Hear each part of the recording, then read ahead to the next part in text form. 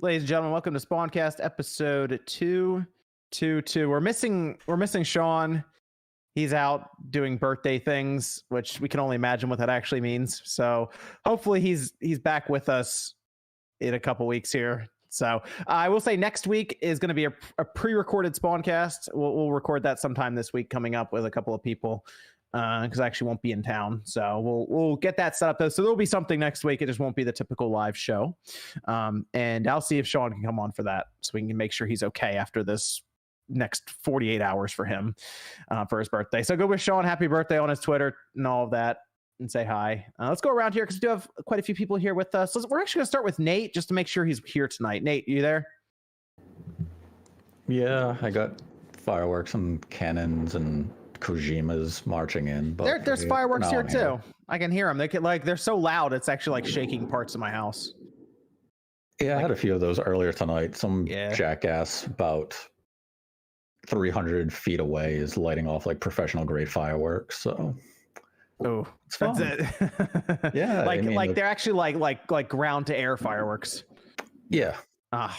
Good. And they're not going that high, so you can see the embers falling onto roofs. But luckily we had like 2 inches of rain today, so I don't think anyone's house is going to catch on fire. Yeah, this guy is an idiot. So he's probably going to do this for the next 3 to 4 hours. Nice. Very good. Then we have Miss Click. Hey, yeah, good to be back. Good to have Click back on. Yeah, running all over the place. So good to have her back. Drove to Atlanta and back in one day. It was fun. That sounds like an amazing time. Yeah, totally. Then we got OJ, Player Essence. How's it going, OJ? Going pretty good. Yeah, you might hear some fireworks because I live out in the country and people have been lighting like the super professional grade ones. Although luckily for me, they're not dropping on my roof. You know what I'm saying? So that's not happening to me, but they are lighting off fireworks here. So you might hear it too. But yeah, it's good to be here. Shout outs. Cool. And we got MVG. Hey, what's up? What's going on? Good to have MVG here. We got Jordan Fringe. Glad to be here. Jordan rolling along with his channel. Yeah, blowing up over there. Glad he could take time. See, Jordan is awesome because Jordan was able to take time from his channel, and I think blowing up, going to Hollywood right now. And Click was able to take time off of filming for Loki to come by on the podcast too. We're starting out with it. I don't see it. I appreciate the compliment. No, that lady looks exactly like just like you. She does. It's like a little bit older. Nose. Like a little bit old. Like if she was like maybe like you like 10 years from now. Like I think well, and you have the same tone. You don't have the same accent, but you have the same tone of voice. She looks very much like you. Almost exactly like you. Why is it that every time someone's like blonde hair, blue eyes, it's you? No, that looks just like you, Click. Welcome to my world. Black person. I look like Barrett. I look like every single black person in gaming. So welcome to my world. I know you're gonna take this, Click. You look like her. Yeah. Okay. Fair enough. Yeah, that's actually a pretty good comparison because people think I'm Al from Toy Story 2. So being that character from Loki is pretty good. Maybe a couple years ago, but like, dude, if it was like Al's Toy Barn, like that's that what drove me to this. See, I'll keep online. Oh, you made me healthy. You shall be ashamed of yourselves. Okay, we have Max. This fat dude, John. What are you talking about? This fat guy. You don't look like him. There's a YouTube video that was really funny. It's on. I have to look at it. The thumbnail had me next to him, and I was like, "Well, I mean." Sometimes bullying. I can't even argue with it. Drive all the way to work. 2017, yeah, man. It was really funny though. I was scrolling. I was like, nope, all right then. Oh, can't even argue with that. When YouTube's thumbnails are making a point, you're like, well, I guess that's. Oh. Oh, we got Max, Dreamcast guy. So happy to be back. I just want to say, OJ, I love that Nightwing shirt. That looks good as hell. Thank you, man. I appreciate it. I like Nightwing. He's awesome. All right, cool. Good to have everyone here. Like I said, we'll see Sean hopefully next week or the week after. But we had some pretty good news this past week. Some interesting news stuff, bringing up controversy, of course. They wouldn't play anything fun before we get into all the news, though, because we generally will touch on the newer games, but we don't really have a ton that came out this past week at all. I think. Did anything come out this week? No, but I played just more caught of up on Mario Golf. Yeah, okay, good. I just caught up on Mario Golf because I played like legitimately an hour or two before, and then I played more this past week along with Scarlet Nexus. I just played Disgaea 6. Oh, I, yeah. I'll watch I you play picked that, up Disgaea 6. I have not popped it in though. I just know that's gonna be a game that's gonna be hard to find physically on the Yeah. Switch. People have been asking me about it. I finally bought Bravely Default 2, and I've been making a lot of progress on it. And it might be in my top favorite games of the year, and I'm dead serious. It's so 10 out of 10 so good. far. And obviously, that came out like 5 months ago now. Yeah. February. Still though, better late than never. Did you grab Disgaea 6 physically, Evan? No, digitally. Oh, okay. I got it physically. It has like an art book and everything inside of it. Like they actually put something in the case, and it has like a reversal cover and all of that. Yeah. It just dropped on the Switch. It just dropped on the Switch. I mean, it was out Okay, I in wasn't Japan, I think, at the beginning of the year, and now it's out in the US. So we got it now. I know they moved it over on the Switch first, since Disgaea 5 did very well on the Switch for Nice. So I figured they were going to pick one system basically and just move it over, and I guess they picked the Switch. I haven't played it yet myself. It feels kind of designed for the Switch because probably 90% of the game is not actually physically playing it, but leaving it in passive, grinding things constantly, and then just go doing something else. I've probably put 48 hours into it, and I think I've played 1 hour of it, like actually. So That sounds terrible. yeah, it's a game designed to be the best at it. You can't possibly play it. You have to let it do its own thing. You actually program AI for your units in it, and then just let them do whatever the hell they want. You can just walk away. Okay. That's a pretty big deviation from the prior Disgaea game. Oh yeah. I remember playing on my Vita a lot, and I would just pick it up, do a couple rounds, and put it back down, and that was basically how I got through. I think it was Disgaea 3. It was Disgaea 3 on the Vita, and I went all the way through it that way. And I ended up looking back on it; it was like 80 hours, but it was broken up so much into like pick up and play time.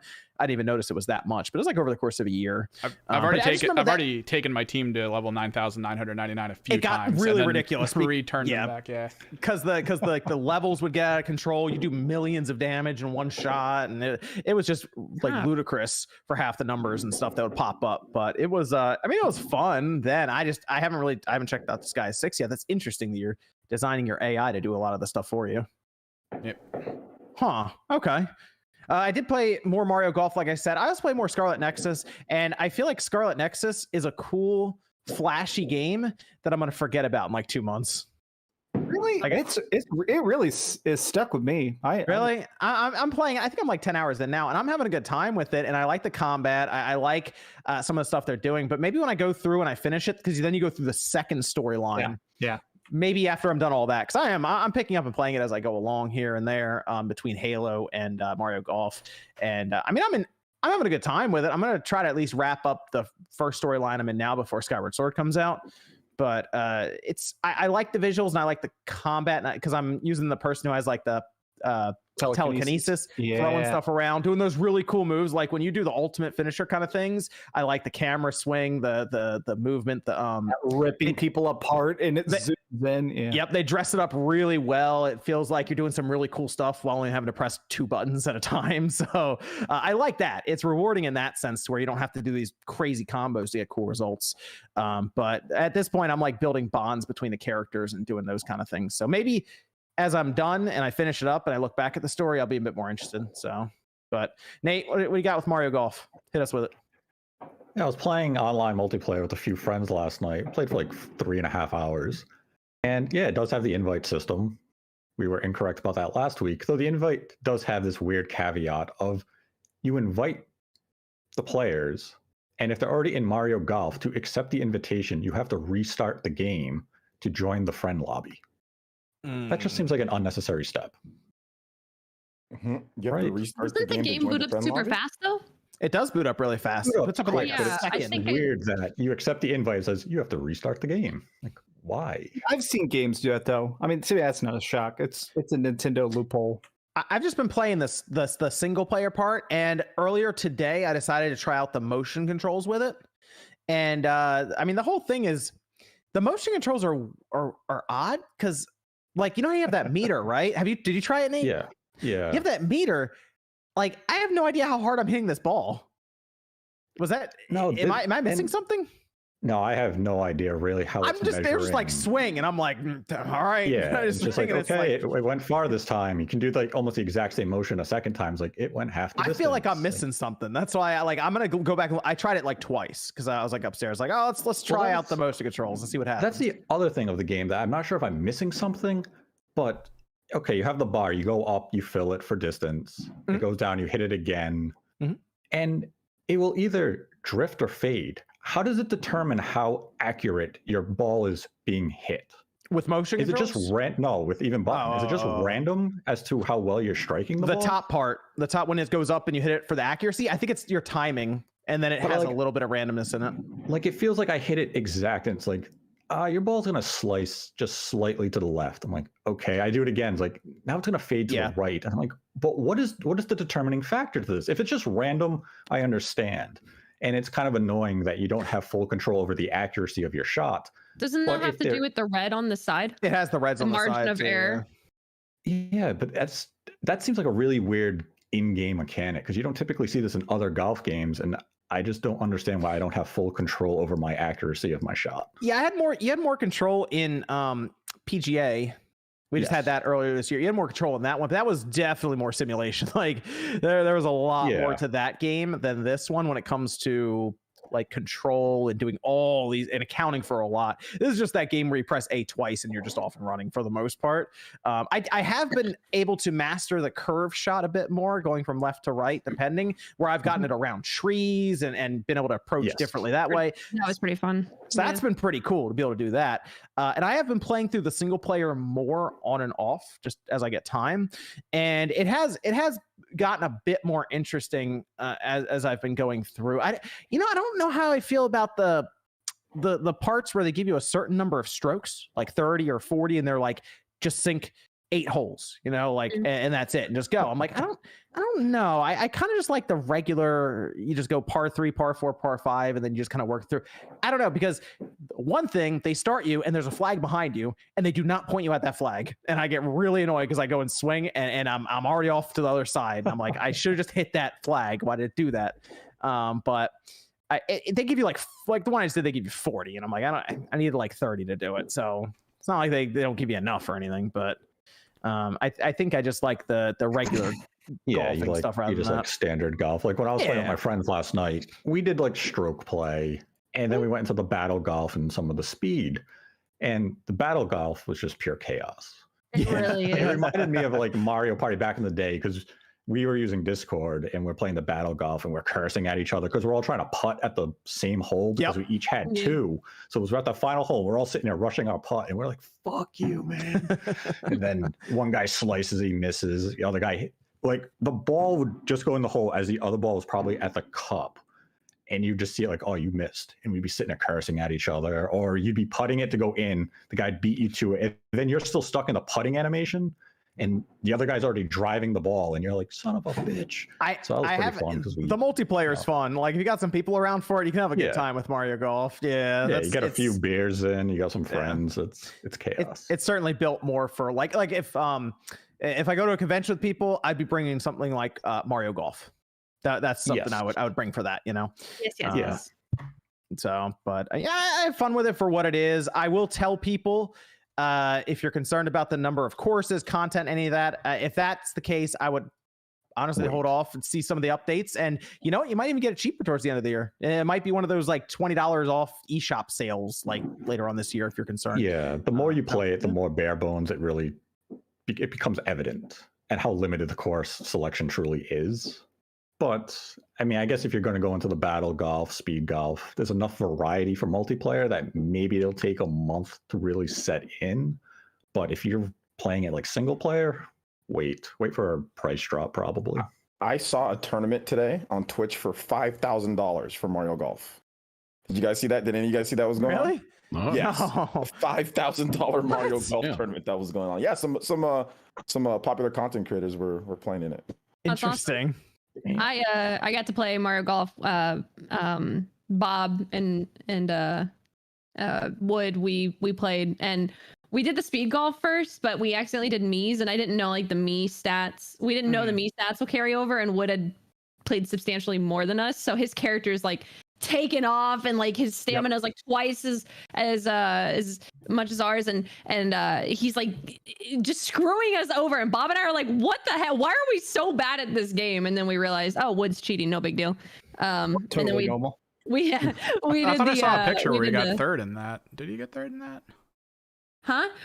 Well, then we went to regular characters. Oh. So, like their stats are all their set skills, and then we did the battle golf afterwards. And I'm gonna tell you right now, I hate the freaking battle golf, dude, with the items. It's like playing Smash with items on. It's just it's chaos. But it was really, really fun. It's just, if there's always gonna be that one guy try harding, it's like, oh come on, man. Like, So here's my question. I haven't played it much, and I haven't played it multiplayer at all. Would it be a good like drunk party game? Because Yes. since I do drunk Yes. Mario Kart, and I bought Yes. it specifically to do like battle golf. So Because Play you can battle also- golf drunk, and you'll be sitting there like looking motion at each control. other, pushing You each can other. switch over to be like, motion controls. So yeah, and Remote that was control. my I like thought. speed It's golf. like or like golf one at a time, Yep, make but him with stand motion up. controls, and do shots Yep. if you screw up or do terrible. Yeah. Oh Yeah. my god, it's gonna get Yeah. plastered. Oh yeah, that's the point. That would work out actually. Yeah. I actually really like. I played some more too. I played more of the single player because I'm gonna do a video on it, and I played more of the. I like the speed golf, and I played online. And it's fun. Like I agree with what Nate was saying. Like definitely if you're playing like a single player experience, probably not the best. But if you want to play multiplayer with friends, it's actually super fun. I played with my community as well. It was cool. We had fun. We had just the regular golf. I like the special shots. I think some people don't like that stuff, but I actually like having like each character has their own unique special shot that does something. But that's just Dude. me. Real you could Yoshis. exploit it. You could. Well, yeah, Yoshi sucks. Yeah, Yoshi. And Oh, so turns does out King. Kings. So does King Babam over there. Yeah. When I'm playing last night on the final hole of speed golf, be like, all right, I'm getting my putt ready. Drops bombs on us. And I'm saying, like, you ass, because he waited the whole game to use his special for that final moment, waiting for us all to get on the green, and he's sitting back there like, yep. And we knew he was going to do it, but we were sitting there for so long. We're like, guy, go. He's like, nah. Like, I'm not sitting here for 5 minutes waiting for you to shoot. The system's going to go into idle mode and disconnect us if no one goes. He's like, you guys can go first. He's like, I don't have to. I was like, you're a dick. Strategy. No, it's not a See, you strategy. gotta make sure He's that just a it's- jackass. Take turns. Otherwise, he can't do Yeah. stuff like that. If it's take turns, he can't. Sit Yeah, there we and did just, it all at once. So we're just Yeah. What's up, man? Like, It's more balanced if you do it like take turns, because then you can kind of strategize. Okay, he's gonna go next at this point, so I'm gonna Yeah. make sure not to be over here. So yeah, we Right. do it all at once. You get screwed.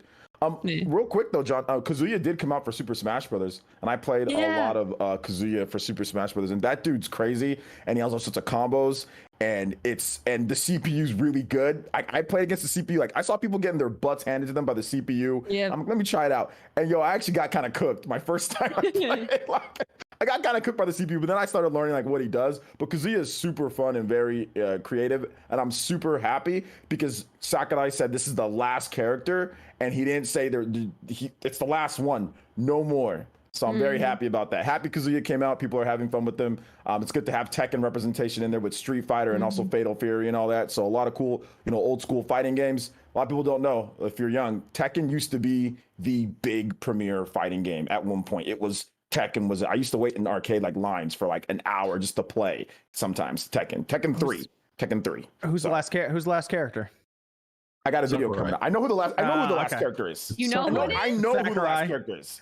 It I has know- to no, be it's not. Sakurai himself, dude. I like No, that it's not idea. Sakurai. I know He's who got it to is. And destroy it's gonna parts piss, of the map.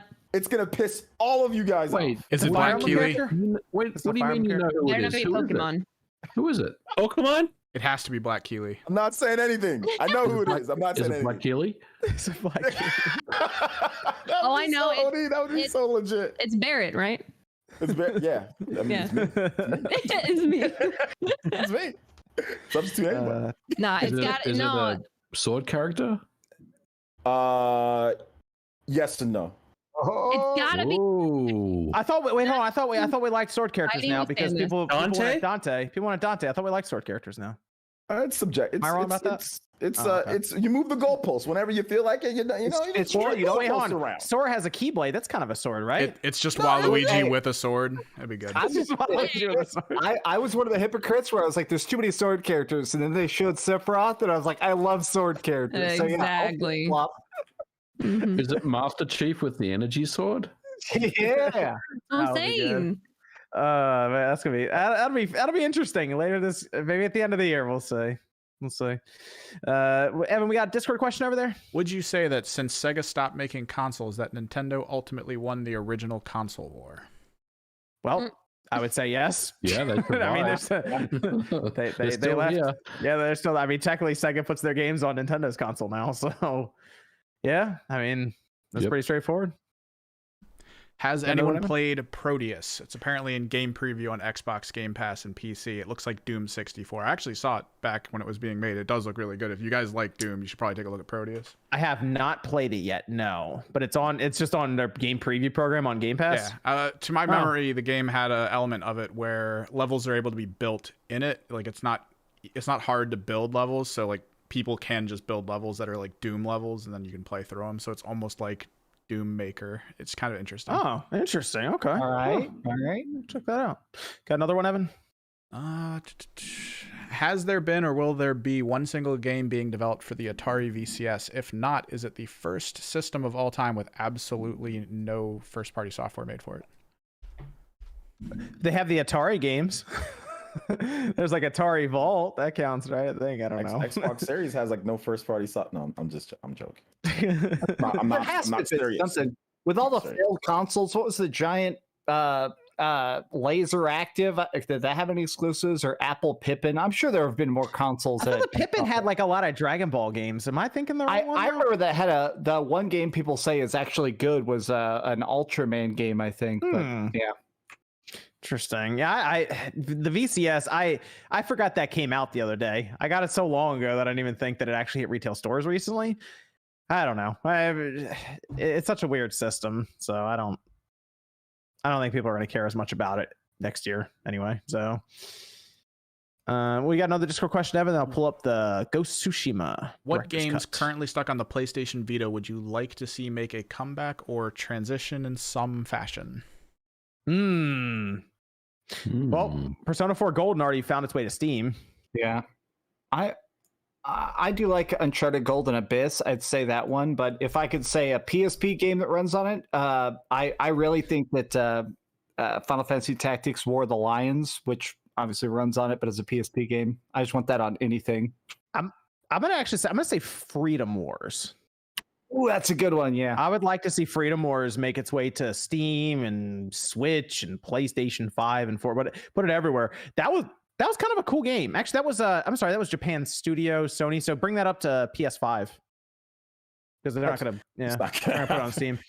Yeah, I mean I know, but I'm saying if I can get one of them, bring that one up. Can I say Persona 4?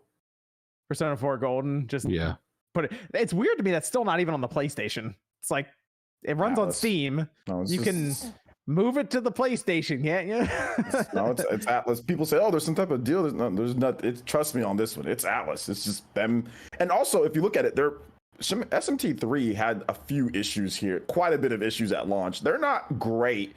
They haven't figured completely out this whole port thing just yet, because SMT3 had a lot of issues when it launched, and they fixed some of them when it launched here in the West, but not everything, and they're still working on that. So, but it's still a good game though. There's still Persona 4 Golden's a more solid port than SMT3 was, but when it comes to like the console ports and stuff, they're still working on a few things. See, that's figured out. Yeah, Sega, if they could, I'm sure they'd have a hard time doing it. They're the ones who should have bought like a Nixes or something for their company to get some of those PC ports done, because like Persona 4 Golden is just printing money on PC right now. So it's just being able to get those games there and then on PlayStation 5 and 4 would be. There's no way Sega was going to spend that very money. Beneficial. Yeah, I know. But about us, and they were like, "Deuce, PC, we got what we need." pretty much. I've thought about like other companies that could have bought Atlas and maybe done a better job with it. But... Oh man. Almost anybody. Yeah, almost. Like Microsoft probably even would have been better, and they have no idea what's going on at Atlas half the time. Almost anybody could have been better, but it's all good. It is what it happens for a reason, right? Yeah. Let's go to Ghost Tsushima Director's Cut.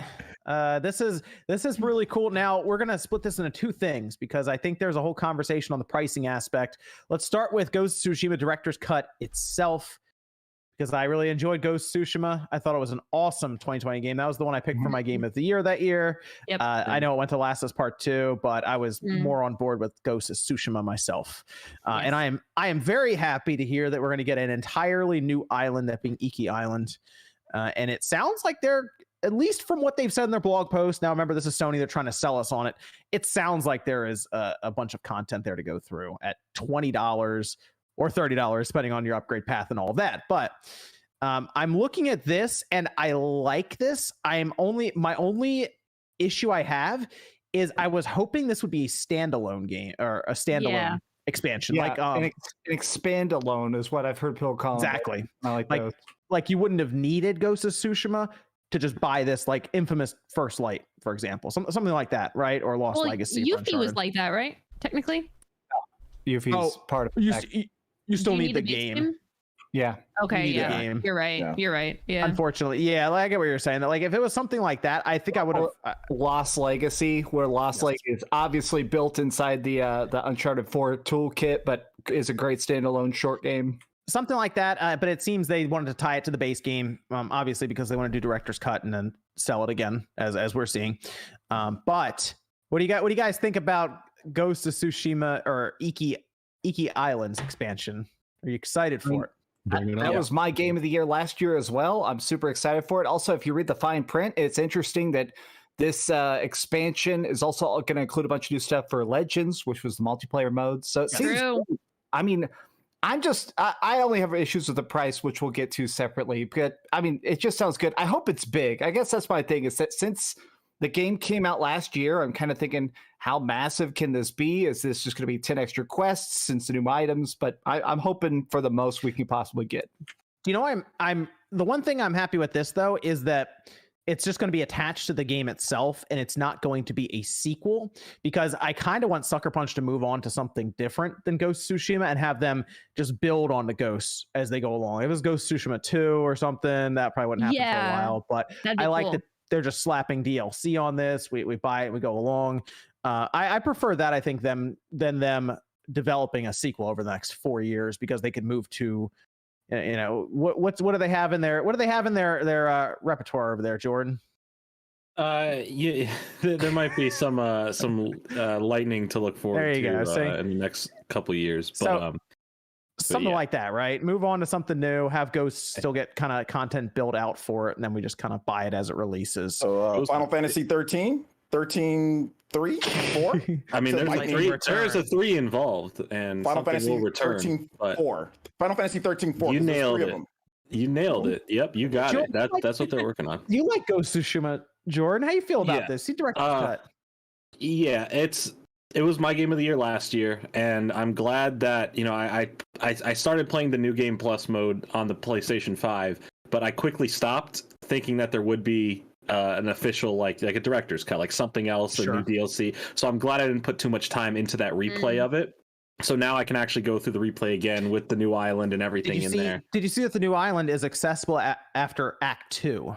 Yeah, I mean, that's fine. I wanted to play through the whole game again anyway, but I'm glad I waited. It's fairly early on, just to wait for this big, update that we're gonna get with it. I'm excited for any more Ghost of Tsushima. Like, I didn't play too much of the Legends mode. I played a little bit of it, and it's great for what it is. It's not my favorite bit of content, but it was free. It was fun. It's a great concept, and I'm sure if I had more time and more people to play it with, I would find the most enjoyment in that. But the story, the environment, everything about that game blew me away last year, and I'm very excited to see just get a little bit more extra life put into it, as we probably have a long wait for a sequel.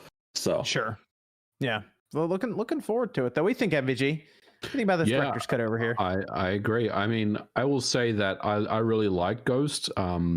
I don't know if I liked it as much as you guys did. I don't think it was my game of the year, but it was definitely up there as, like, you know, the best 3 games I played last year.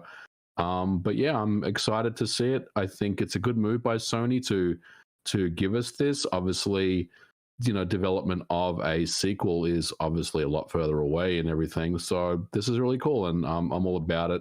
And I'll be stepping back in as well. I'm really interested to see what they do with the PS5 enhancements that they bring to the table as well. So I think it's going to be awesome. Let's grab that actually real quick as well, just for the enhancements: dynamic 4K resolution targeting 60 FPS, 3D audio, Japanese lip sync, because they said they'll be able to render the game in real time now rather than do pre-render cutscenes, so they can alter, I guess, the lip syncing then in real time for it, which is cool.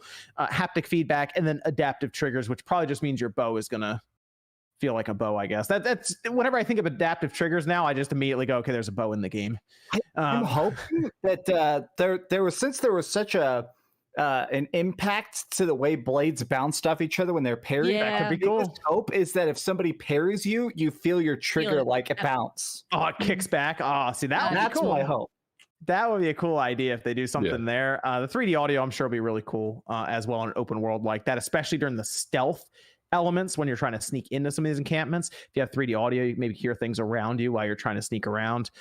Like all of that sounds really cool. And I mean, 4K and 60, the Ghost already got kind of like a PS5 patch, so it was already running really well anyway. Well, I mean, we'll see how much better it even looks when they go to the new island on the PS5. So, Nate, you have any comments on Ghost before we go into the pricing aspect of it? No, I never played it. Okay. Quick, I wanted to ask you. Hold on. Nate is the target audience for the director's cut just outright then. You get to experience this for $20 less than I will, Nate. Think about it that way. Oh, it's good though. The pricing still isn't fair. Okay, I know, but I'm saying this is a great opportunity to pick up a very good game at $70. I know you'll definitely enjoy it, Nate, because there's a lot of those moments, and I remember specifically the episode that you were just talking about. You know, being able to like stand and like the music plays, you know, with Death Strain and how that really affected you. Like Ghost is it amplifies that too, because there's so many colors and the lack of UI and the wind and the animals, especially with that audio. If it's going to be like more enhanced, like being able to hear like the fox crying in the background, or we have monkeys now. There are any monkeys on Iki Island. Yeah. Nate, I think you'd love it. I think you would like this game too. Yeah. Wildlife is part of the side quests in a way. Beautiful. So just by them showing the monkeys, that's why everyone's so excited about it. Is because we're like, well, what does that mean? New collectibles? You know. I mean, the opening, just the opening with the title card was awesome. It's literally the best opening sequence. Yeah, it's really good. It's really good. Did you? I don't watch reactions like too often unless it's like something that I'm like, dude, I really want to see. And I went through that. I don't know if I agree with that. The opening credit sequence was so... Mass Effect 2. Come on. I mean, we got some good openings here that we're putting it up against. So no. I think there's a difference. Mass Effect 2, because I can say that now because I just played through most of it. No, not even halfway through. It's good.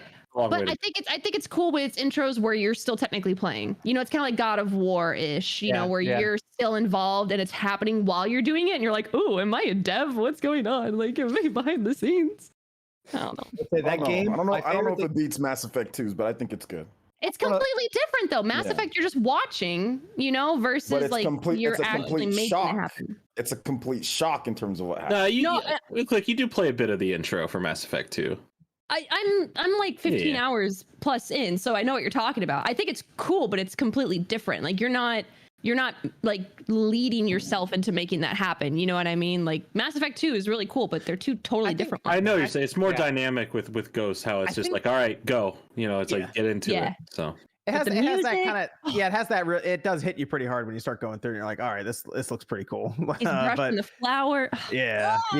Nate, I think you would like the Ghost. It's I would categorize it as a more streamlined Assassin's Creed game with Tenchu mixed in. Yep.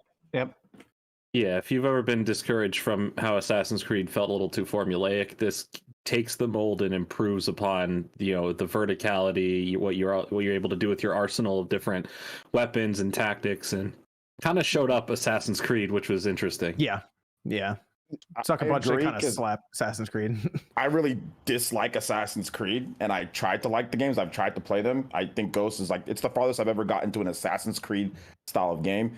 Assassin's Creed does do like climbing better though, and like that type of Yes, stuff. But that's about it. And there is underwater in Assassin's Creed, so if you're into that, Assassin's Creed does have underwater, and it does have climbing way better than Ghost doesn't have that. Well, it does have climbing, but not really. I think people knock down climbing. Like, I mean, the climbing in Assassin's Creed has always been like, it's still probably the best in gaming. Like the way they have the animation set up, the grabbing points, all of those things. And when it rains, I don't fall down. So like it has, that is true. It has a lot of stuff figured out there on that aspect for climbing. But they've been doing that for so long, and they've built on it with their own engine. So I played Ghost way longer than I've even played. Well, any Assassin's Creed game that I've played. Yeah. Assassin's Creed 2. That was like the last time that I actually thought, oh, okay, this is great. So Ghost, to me at least, got me interested enough to play a game like that for more than 20 hours. The world matters. I think the thing when I realized that Ghost is such a unique experience is when I caught myself barely fast traveling, where if something was even in the general area, I would ride and just see all the sweeping waves of grain and purposely fight the random samurai in fields and stuff. Complete pointless stuff because it's so beautiful and it felt like it was connected to the world. Even Jeff Grubb says he only played Ghost for like an hour.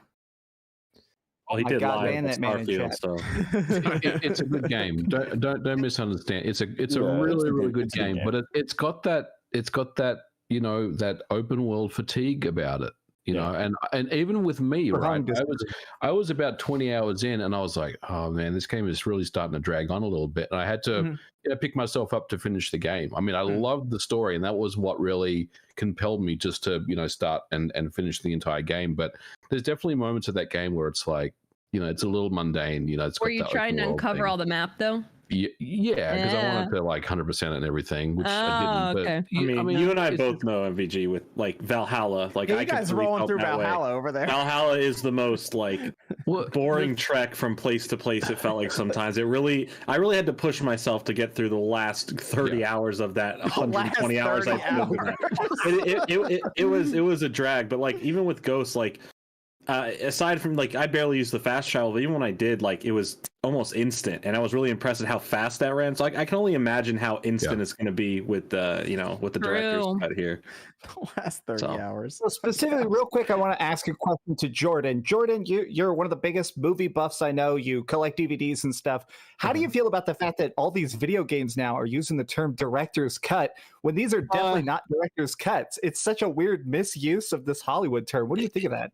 I mean, it's just a fancy label. It's nothing more than just saying, yeah, we're putting stuff in. It makes it seem like it kind of gives you that weird feeling. It's like, so Sony wouldn't let you guys put this in the game in the first place, and now we're saying, okay, the game did great, so now the director can put the extra stuff he wants in there. We'll fund that. I don't really know how the term comes, because I know that's using it. Isn't Death Stranding using the term director's cut as well? Yeah, that's why it was in my mind. I can see Kojima. I understand Kojima putting it there because he wants to be in film, and Hollywood. That game is very film-like, so I understand that. Yeah. And Ghost of Tsushima, for the most part, is very film-esque with how it frames its scenery, cutscenes. They do remove that HUD Kurosawa mode in there, so like I understand calling it that, but I mean it's just, you can call it Game of the Year edition, you can call it enhanced version, like it really doesn't matter. It's just a label. It doesn't bother me. I just think it's little. I don't know. You know what it's time for though now, Jordan. It's time for Assassin's Creed to go to Japan. Yeah, well, yeah. Well, then they're gonna be. They either have to go to Japan or they have to go to Japan or space. Pick one. Well, it ain't space, and it's definitely going to be Japan. Space Japan. Oh, my favorite space country. Now that Assassin's Creed, I know before Valhalla was the one that was chosen to be like the one that came out last year. There is a development of a Japan-based Assassin's Creed game, so I'm guessing that will eventually turn into the next game. That will get, or not, maybe they scrapped it, but I know they were working on one. So Jordan, didn't they made one of the smaller ones in China, right? So yeah, they made the side scrolling, one of the side scrolling. It was China, Russia, and India, right? Was it, or what am I missing? Was it not Russia? No, there was China for sure. I played that one and I turned it off almost instantly. I liked them. They're okay. They're nothing too crazy. Just better than Valhalla, I'll say. I had more fun with I had more fun with those three games than Valhalla. But on Black Friday. Black Friday Valhalla was cheap, and you kept telling me about it for that whole month you were playing it. You kept being like, still playing it. So I bought it because of your suffering. Oh, man. Thanks. I get nothing out of that.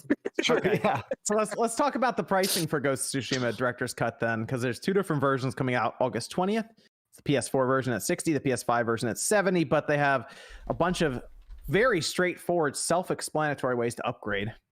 All right. So you can upgrade to the Director's Cut on the PS4 for $20.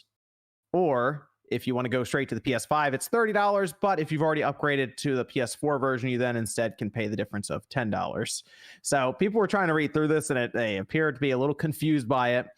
But if you just want to jump straight to the PS5 version, if you already had Ghost of Tsushima and you have a PS5 now, it's $30 basically, is what it's going to cost you to get there. And the $10 is essentially those extra features we talked about before with the lip syncing, advanced haptic feedback, 4K 60 based on what they have here, and adaptive triggers. So the thing that seemed to catch people off guard, not necessarily the $20 for the content, but the $10 to go up to the PS5 version. Nate, you seemed kind of surprised by that. Well, maybe not surprised, but you definitely were not excited about this one. No, it's unacceptable. And people say, I get it, it's $10. It doesn't seem that much. But all this is a business practice for Sony to sell folks on the idea that first-party published software is going to be $70. And what makes it egregious is that you can look at launch. Miles Morales, exact same price for cross-gen. Sackboy, exact same price for cross-gen. And if you look up Horizon Forbidden West, you will find articles, and I think it's citing an original press release from last summer, and it's just sourcing the information incorrectly. But some are under the idea that Horizon will be the exact same price on PS4. The articles make specific mention that it will have a free upgrade for the PlayStation 5 version. So if we entertain that as fact, then this business practice with MLB The Show and now Ghost of Tsushima Director's Cut, this is something that they should backtrack on and charge $60 for this release. If Forbidden West is a $10 difference, then this is simply Sony, as I said. They're trying to make everyone accept that PlayStation 5 games are $70, and this is how they're going to do it. So I'm going to tell you now, Horizon will have a $10 upgrade. I'll tell you now. I tried to find clarification on it, and all I could find are articles stating that it would be a free upgrade, but the press release that they continue to cite, it mentions Forbidden West in a paragraph that specifies the launch games will have the free upgrade path. So it may be a misunderstanding by the author of the articles, because I can't find anything of Sony directly saying Forbidden West won't have the upgrade charge. But you know what he probably meant, though? He probably meant that same thing that Ghost got and the same thing that God of War got, right? If you play that, like they update it to where it runs a bit better. No, because they've made reference to Sackboy and Miles Morales being free updates to PlayStation 5 versions. Well, what I'm saying is that there's probably they probably got a misconception in terms of what they were trying to say. I'm saying that there was probably, that's what they probably meant, is that it'll probably play a little bit better on the PlayStation 5. I mean, maybe that was the problem. Like the articles I read, they continue to say there'll be a free PlayStation 5 version. Oh, and it's kind of like, well, that's backwards compatibility. They should have phrased it differently. And I couldn't find any clear information to suggest one way or the other. But like, if the former happens and Forbidden West is a free upgrade to the PlayStation 5 version, then the director's cut is even more unacceptable than it already is. Well, so here's my thing with Horizon is it's gonna be a $10 fee to upgrade, because why would they put two different versions of the game on the shelf then? Why would there be a PS5 and a PS4 version then?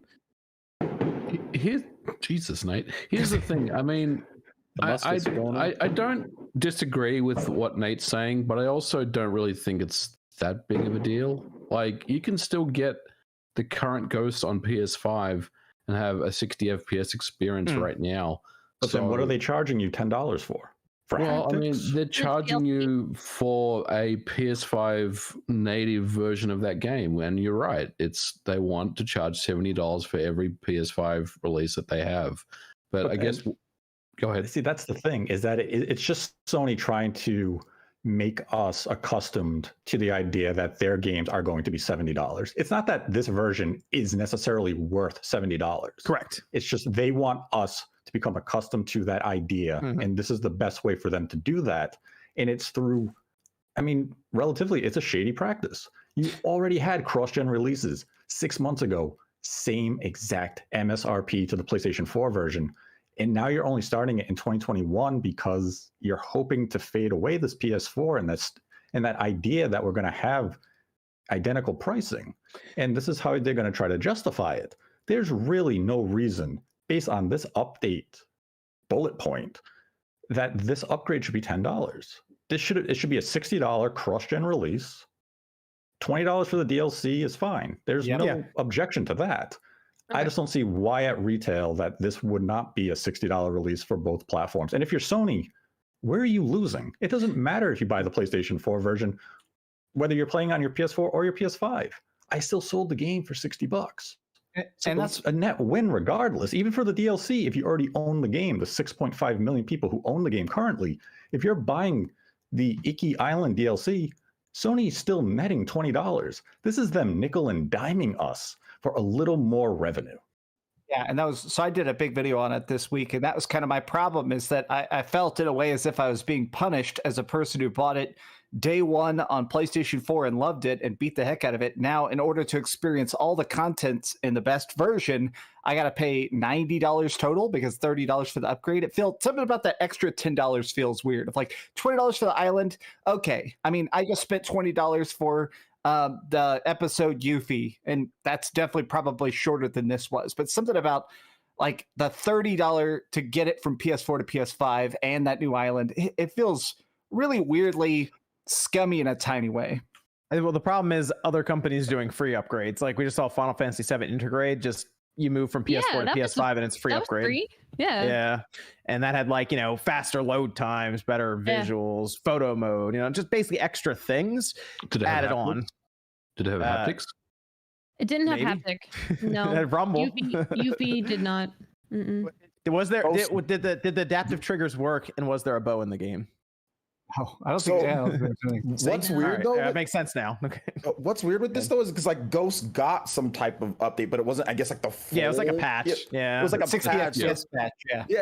It's kind of weird because like they're like, oh, we do so you do get upgrades, but then if you want like the real upgrade, it's like this. I mean, I already knew like Sony was going to move to this, like so it's not surprising to me. With it, because I already knew. So like last year, I could already tell me, Sony's going to really want to get these prices because they do look at what Nintendo's doing, and they see that in their opinion that the quality is not as high. Like Ghost of Tsushima, like I understand like what Nate was saying, like I completely get that, but value wise, for what consumers see, they Sony knows this. They know that people are going to look at that and say, yeah, it's worth 70. Or yeah, it's worth this 30. So that's why it's getting done, because they can do it. Not necessarily because it's something that we're going to like or whatever the case is, but there are a ton of people. Yes, there's people that were upset about it, but a lot of people are just going to grit their teeth and just buy this, because the quality is there. We haven't seen everything with it, but I think once they show off everything, you're going to see that there is a lot of content with it, right? Like you can do a lot in these Assassin's Creed type of games. You can put a bunch of missions in there and make it seem as if there's like so much stuff in there. So I do think that while we might not like it, I see exactly why Sony's doing it. And I think the quality is going to be pretty. I think at the end of the day, when we're done playing it, everybody that likes Ghost of Tsushima is going to like love this extra content. Like, all right, well, it was worth it, and just kind of forget about that and say, well, it was good, Let's move past Ghost of Tsushima here. Is Sony's put themselves in a position that they've never been in before with all these cross-gen titles. So is there going to be a $10 fee now for every one of these cross-gen titles, that being GT7, God of War, and Horizon? Probably. You would have to assume yes. Yeah, probably. Well, more than that, to expand on that, I think they're going to do this director's cut again and again. I think they're going to start to find ways to resell you the same game packaged together with an expansion pack the next year. I think that's definitely going to be their new thing with PS5 of, did you like God of War Ragnarok? Well, here's Ragnarok Island, and you got to buy it again next year. Yeah. I mean, I could see that. Sure, they do, especially if it wins a Game of the Year. They'll do a Game of the Year edition or something like that. But I think that's just the position they put themselves in, because they want to put a $60 PS4 copy and they want to put a PS5 copy. So that means that there has to be a $10 difference. Otherwise, everyone just buys that PS4 copy. Like, why would you buy the PS5 copy if there's a free upgrade on the $6 PS4 version? I don't know. Why does Microsoft allow that? because they haven't raised their prices. Sony's the only one that's raised to $70 between the first parties. But it's just nickel diming. That's all. Sony wants to go to 70. They set the market. Third parties follow, and I'm sure there's some pressure from third parties to keep it at 70 for Sony. And you know what? In 3 or 4 years, Nintendo will probably be $70 too. It's nickel diming. Well, people were asking me earlier because it hadn't really fully been broken down for me yet. I'd watched the trailer for the DLC stuff, but I hadn't actually looked too much at the stats. And they were like, are you just going to play it on the PS4 and just buy the DLC? Or are you going to, transfer it and play it on the PS5? And honestly, I think for me, it's just going to come down to what all is in the new DLC content. Because if it's just a little bit, I'm just going to play it on my PS4. I'm fine with it. Like the game's beautiful, but if it's just a little bit longer of a load time and my fan makes a little bit more noise, honestly, like just save the $10 if that's, the big deal to you. And honestly, numbers are going to speak. If a lot of people are still playing it on their PS4, granted, a lot of people don't have a PS5. I mean, why I don't know why you'd punish people who bought it on PS4 and they also bought your PS5, so you're going to charge them an extra $10. Like I understand why people are upset, but if there is a lot of content, if there's going to be a substantial amount with the DLC, I'll be like, okay, the $10, I would like to try the new stuff. I haven't really got to do the adaptive triggers and stuff because I didn't play Astros or anything. I think it'd be cool to try out. So to me, it's like, maybe I can afford the 10, but I understand that's not enough for people to have that draw. I mean, I understand it. I get it. Yeah, it's mostly Sony moving the market right now, and I feel like next year we're going to see a lot of like third parties and all of this really pushed to 70. I mean, Square seems like, when Final Fantasy VII remake, the next one comes out, that's going to be $70, we all assume, right? Yeah, well, and 16, Final Fantasy 16, that looks 70 for sure. That's 70 too, you think that's going to be 70 on PC as well, or just 60 on PC? If they can get away with it. Interesting. Yeah, and I think they're more and more, this Battlefield talk has made me realize that more games are going to start to bring back buy the season pass day one. So I bet it's going to have some sort of like pay $90 and you get everything on next gen. Well, that's like typical, like the deluxe edition. There was a Ratchet and Clank deluxe edition. Yes, but normally it's $10 more. I think more and more companies are going to start trying to have that $20 season pass for shit they haven't even advertised yet kind of stuff. Yeah. Okay. So I do agree that Sony is making a big meal out of the whole cross-gen thing. Like, the way that they're not, the direction they're taking seems a little strange. I kind of just want the PS4 to go away and we just have new gen games now, but that's obviously not going to be for a while. God of War. It's not going to be for a while. It's probably 2 years away before we see exclusive PS5 games. If there was a clean break like they've done the past generations, there wouldn't be much talk about this, I don't think, at all. Everyone would be like, all right, it's 70, and that'd be it. There wouldn't be a $60 PS4 version to point to. Like Ratchet came out and people just judged it based on it being a PS5 game. Okay, it's like 14 hours long or something. Do I want to spend 70 on that? I don't know, maybe. And that was kind of it. There's not this whole thing about Ghost being a $10 upgrade, So it's going to be interesting when Horizon, I guess, comes out this holiday or beginning of next year, and then we see how they handle that. But I'm pretty sure it's going to be a $10 upgrade. Yeah, I think it's going to be a $10 upgrade. And I think for Gran Turismo and God of War to be the same. So I have another question, right? So like if you were to transfer your PS4 Ghost data to your PS5, it has that slight upgrade right now, right? Like the kind of upgrade. Yeah. Now, you don't have to do the extra upgrade, right? But I'm assuming if you buy the DLC or like the director's cut, or whatever, it's going to make you.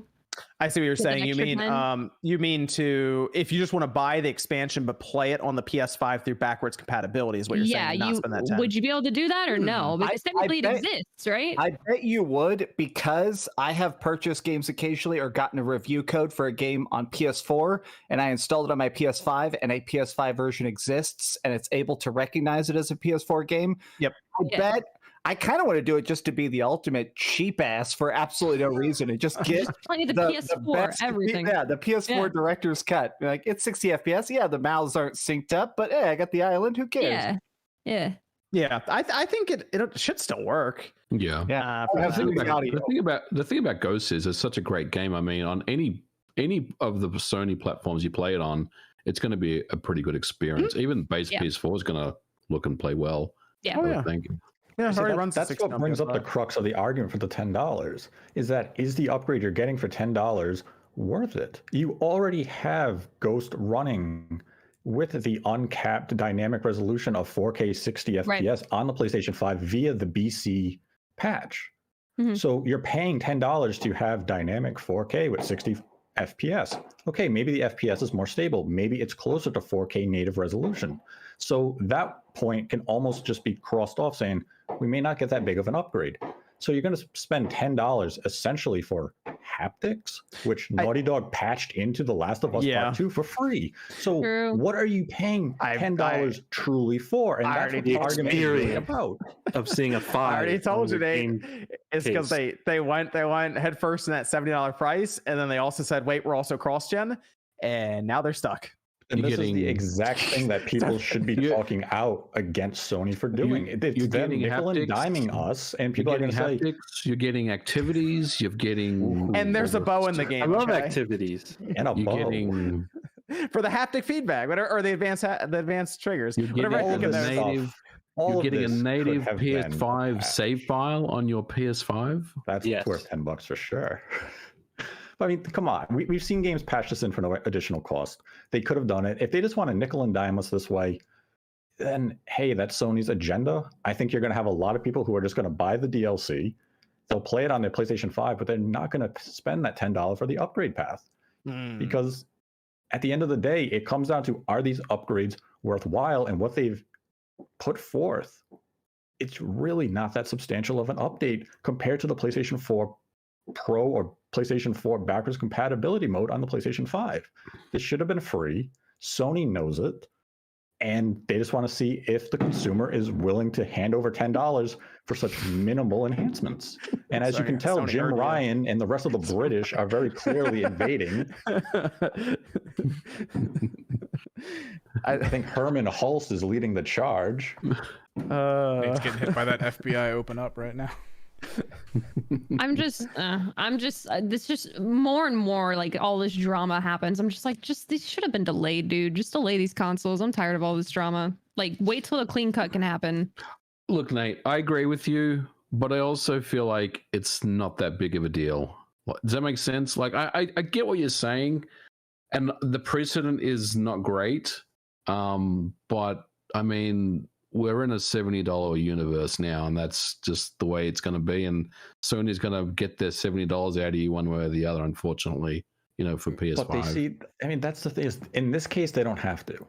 Because when you look at the game, like, you can buy the DLC with the base PlayStation 4 version, and you just play it on your PS5 and backwards compatibility mode, and you still get a stellar experience. Yeah. So you deny Sony that $10 upgrade, and you make the statement by not doing it. Would do that. And they have to look at it and say, hey, if the consumer's not willing to go this upgrade path, we have to now reanalyze it. And this takes it back to even the PlayStation Vita days. Remember when they tried to sell us an online pass for $10 to play a used game online? Yeah. Consumers, the industry stood up and said no, and they had to reverse course, and they did in maybe about a year. EA did that overall with Madden do that too. Now, like EA did that across all platforms with Madden. They gave codes out in one of the Madden games that you had to input to play online. I remember that. Yep. I stopped. I was like, I said, I'm not doing this. This is. Well, I always bought the games new back. I always bought the games new back then. So I mean, it came with the pack. If you bought the game new, you were good. Yes. So it was only if you bought it used. You had to input the one-time code. Yeah, I never had to deal with that. But yeah, that was stupid as hell. But I don't know. I don't know if this is the exact same thing. I don't think we're gonna get that. Like in terms of like people pushing back on this because. The quality's there. If the quality was trash, it's not like Madden was like even amazing back then. They were already kind of going downhill a little bit after Madden 05, 06. So it was kind of like easier to say, look, screw this. But the quality here is insanely good. So I don't think we're going to get this type of pushback that, that we got with other games. We probably won't. I mean, if you were getting more for the $10 in terms of PlayStation 5 exclusive upgrades, I can see the argument. But for what they're offering here, it's very minimal. And I don't think it justifies the other question. Price. Do third parties start to rethink their upgrade strategies now? No. Because do they go, Microsoft, hold on, $10? No, because of smart delivery. Because they've already got something with smart delivery, so I don't think they're going to do that. Not most of them will just be like, hey, smart delivery, let's not have this bad PR. A lot of them can't absorb that type of thing. Like Sony can do it, you know what I'm saying? But like Nintendo can do some things, right? Because of whatever the perceived value is. Perceived value is very important. A lot of people don't think about that, but perceived value is incredibly important here. And Sony's value is higher than a lot of these third-party developers in terms of what people think. Not actually what's happening for real, but what they think. So Sony can get away with it, but I can't. Like if EA did this, bruh, we'd be... Yeah. I almost think that the perceived value, I almost think that this game being so good and definitely being guaranteed to be so good because we like Sucker Punch and we like Ghost of Tsushima, I think that's part of the reason people are kind of annoyed is that knowing something's great and someone be like, all right, well, you got to give me an extra $10 to play it. That's the annoying part. I wish that, to MVG's point, I wish they had a thing where like, if you bought it digitally on PS4, it automatically becomes a PS5 game or something because they don't have to mail you or something. I don't know. It's something about that $10 fee for a game I already own to make it run better on PS5. I don't know. It's so annoying to me. GTA 5 players got lucky. You got that $10 fee. They're probably looking at Rockstar's probably looking at that, or Take-Two's like, oh, should have done that. I guarantee you, maybe next time. The next director's cut we're getting, I guarantee you, is going to be for Last of Us Part 2, and it's going to include the multiplayer factions. Yeah. I would expect that. That would make sense because they'll tie that in, and people do. Although that would be kind of short-sighted because factions is one that they should probably push as like a free-to-play style live service game they could have over the course of the generation. So I think that would do well, unless they do a Killzone or a SOCOM or something like that. Evan, we got any Discord questions over there? Is there a game you liked or loved that you now dislike? That I liked or loved that I now dislike. I would say for me, World of Warcraft. I liked Fortnite, and now I hate Fortnite. Fortnite, yeah. Do you mean before the battle royale? What? Oh, no. Just in towards the beginning. It was actually really bad in the beginning, just because a lot of the player power was tied to you having to put money in. Like, it was not good. Yeah. Right. No, I agree. No, Fortnite just got dumb after a while. I feel the further we get from Oblivion, I kind of hate Oblivion now. Elder Scrolls 4. I liked Elder Scrolls 3 because it's so gigantic and it has a nice handcrafted nature to it. And then Skyrim is very playable and I like the leveling system. Now, to me, the further we get from Oblivion, it feels like the weird black sheep in my mind. Yeah, I would say Fallout 4 for me. I think I thought that was amazing, and then I tried to go back to it, and I was like, "Dude, this game sucks," and I turned it off like immediately. Bringing up a few Bethesda games here. Trash. Okay. Man, there is one game for me that really stands out, and that is Perfect Dark Zero. When I first got that game, I was like, "This game is awesome." Well, okay, and then it's not fair though because it's hot garbage pretty quickly after that. That's because that was the only game we played on the 360, and the floors were shiny. All right. Yeah, so like man. you look around, you're like, this is incredible. Everything's I got 5 shiny. minutes into that game, and then I hit a game-breaking bug, and I could not progress further. And every time I restarted, it kept happening, so I could never play through the game. That's the problem. You start playing it, and you're like, all right, never mind. This game's bad. Yeah. People should go back and play it right now. Just see how it is. It's rough. Whew. It's rough. It was rough. A lot of those early games, though, it went up to the HD era. I feel like people have like some really fond memories and nostalgia of it right now because we made that jump. And everything looks so good, but now you'll go back and play it and you'll be like, this is terrible. This is really bad. The old red versus blue joke where it's like, we're in the future. Everything is so shiny when they're talking about the jump to Halo 3. Dude, I'm telling you, it looked like every like surface then looked like it just rained. Like back on the 360 when it first came out. The only game aesthetic. The only game I think that was like, I could still go back and play maybe Call of Duty 2. That was like a launch time for the 360. I like Condemned. Condemned was cool. Yeah, I like Condemned. Yeah. Me personally, and it's not the game itself, it's just the nature of the game, is Overwatch. I love that. I love the game. I love the lore. I'm excited for 2. But man, whenever I go back and I gotta rely on other people to not be asshats, we're disliking Overwatch. I can get in on that. Wait a minute, Click. I love everybody hates game. Overwatch. Everybody that plays the game hates Overwatch. That's the thing. It's the hatred of the volatility of the environment that like drives you to keep playing it more. You know what I mean? I guess now I'm into Valorant recently, so it's kind of like Valorant. It's your hate that fuels the fire to keep you going, but you also want to like poke your own eyeballs out and cut your hands off and then throw them in the dumpster. Yeah. You know? Valhalla. Yeah. No, flat out. You still had an entire Overwatch. Final Fantasy VII remake worth of that game to go. Freaking God. We'll say playing FF7 remake on hard mode made me kind of hate that game at times. I loved hard mode. What? The hard mode sucks, man. No, that's a horrible hard mode in my opinion. I like playing games on hard mode. I like difficult games. Like that game does stupid things on hard mode. That game does some really, and that Hell House on hard. I hate that house. Screw that house. Oh, I hate that house. Yeah. No, that is not fun. My friend was stuck on it for like 25 hours until I told her you can poison it. Yep. It's just not fun. You can poison, but it's just hell. Oh my god, dudes! And then like you're losing your characters. It's just not fun on. It's not as fun on the harder difficulty. You know what? I loved Uncharted 2 multiplayer until they did the terrible patch that ruined it. They nerfed so much of the game that the multiplayer was basically abandoned after the patch after like 2 months. And I love that multiplayer up until that moment. I think it was patch 1.5, and that's the moment they ruined the game. Shame on you. I played a ton of Uncharted 2, but I think I probably stopped playing by the time that patch came out. But I played a ton of it online. I loved Uncharted 2's multiplayer.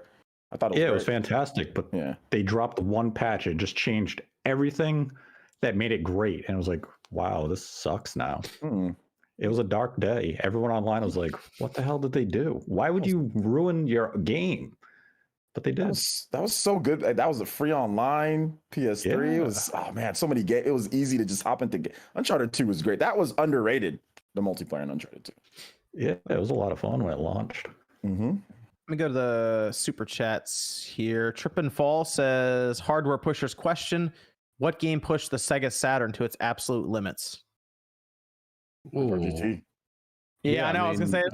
Go on. There's a few, like I think of something like Radiant Silvergun, which was, really up there.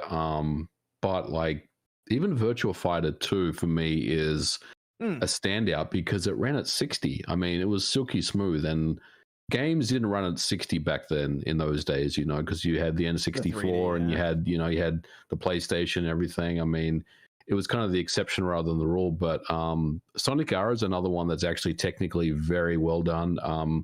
That has some really incredible kind of transparency. The Saturn doesn't do transparency very well, so I would say those would be some that I can think of. Would you say AAA Knights game potentially? Travis says Silent Hill by Bloober Team will be epic. I like the medium a lot as it was the first game I played on Series X. Hey, you feeling pretty good, Nate, about the other Silent Hill? How you feeling over there? Which Silent Hill? The one that's not announced. Well, the one that we're not assuming is done by Bloober. Well, the one we're assuming that's not being done by Bloober. You still feeling pretty good about that? Looks like Bloober is doing Silent Hill. There's a Blooper Silent Hill, but there's still other Silent Hill projects. I'm not talking about like a Sony developed one. There are other Silent Hill projects. How many pachinko machines? projects? Yeah, exactly. No pachinko. Oh, wow, 30 skateboard. Silent Hills. Skateboard. Plural. Hills. Multiple hills. Is that what's going on? Multiple skateboards. What? Sean, you'll hear about Silent Hill this year. There you go. I heard that really last year. No, you didn't. Well, hold on. When did that abandoned thing get delayed to? That's more hearing about Silent Hill, right? That's not Silent Hill. Yeah, Kojima's working on that. Game. What were you saying, Max? I'm gonna say, man, I hated seeing all the Bloober Team slander. Like, honestly, I give the medium a 7 out of 10. It's not the best game ever, but I thought it had some really interesting ideas in it. So the fact that they're doing probably an official Silent Hill, I'm super excited for it. So it sucked to just see everybody online beating up on them, like, oh, walking simulator, they don't know how to do combat. It's like, they probably want a Silent Hill game that's really leaning into the psychological aspect of stuff, which is what Bloober Team does, right?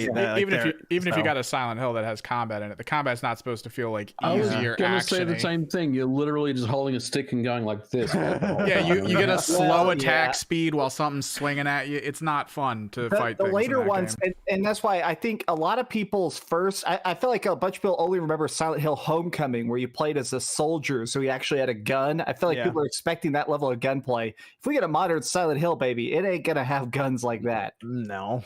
No. And when did Silent Hill become such a hot topic for people to discuss? Because if you look at historic sales of the franchise, nobody bought these games. Oh, yeah, We all it's got the the niche Silent of the Hill niche. fan. Like Silent Hill as a franchise hasn't sold 10 million copies. We're all old. That's And why. that is the reason, Nate, why I don't think it exists. Well, there are Silent Hill projects. But it doesn't need to sell. Yeah, 10 I'm ready to million. check that out next time in Vegas. We're gonna slip Boys into doing. another Metroid discussion here with these sales numbers, aren't we? They sold well Sean's enough not to keep here. going, He's bro. not technically. Yeah. It sold enough. It doesn't got to sell. Not every game is going to sell 10 million. That's a tough They number to haven't, get but to. it hasn't sold 10 million as an entire franchise with like 12 okay, yeah. entries.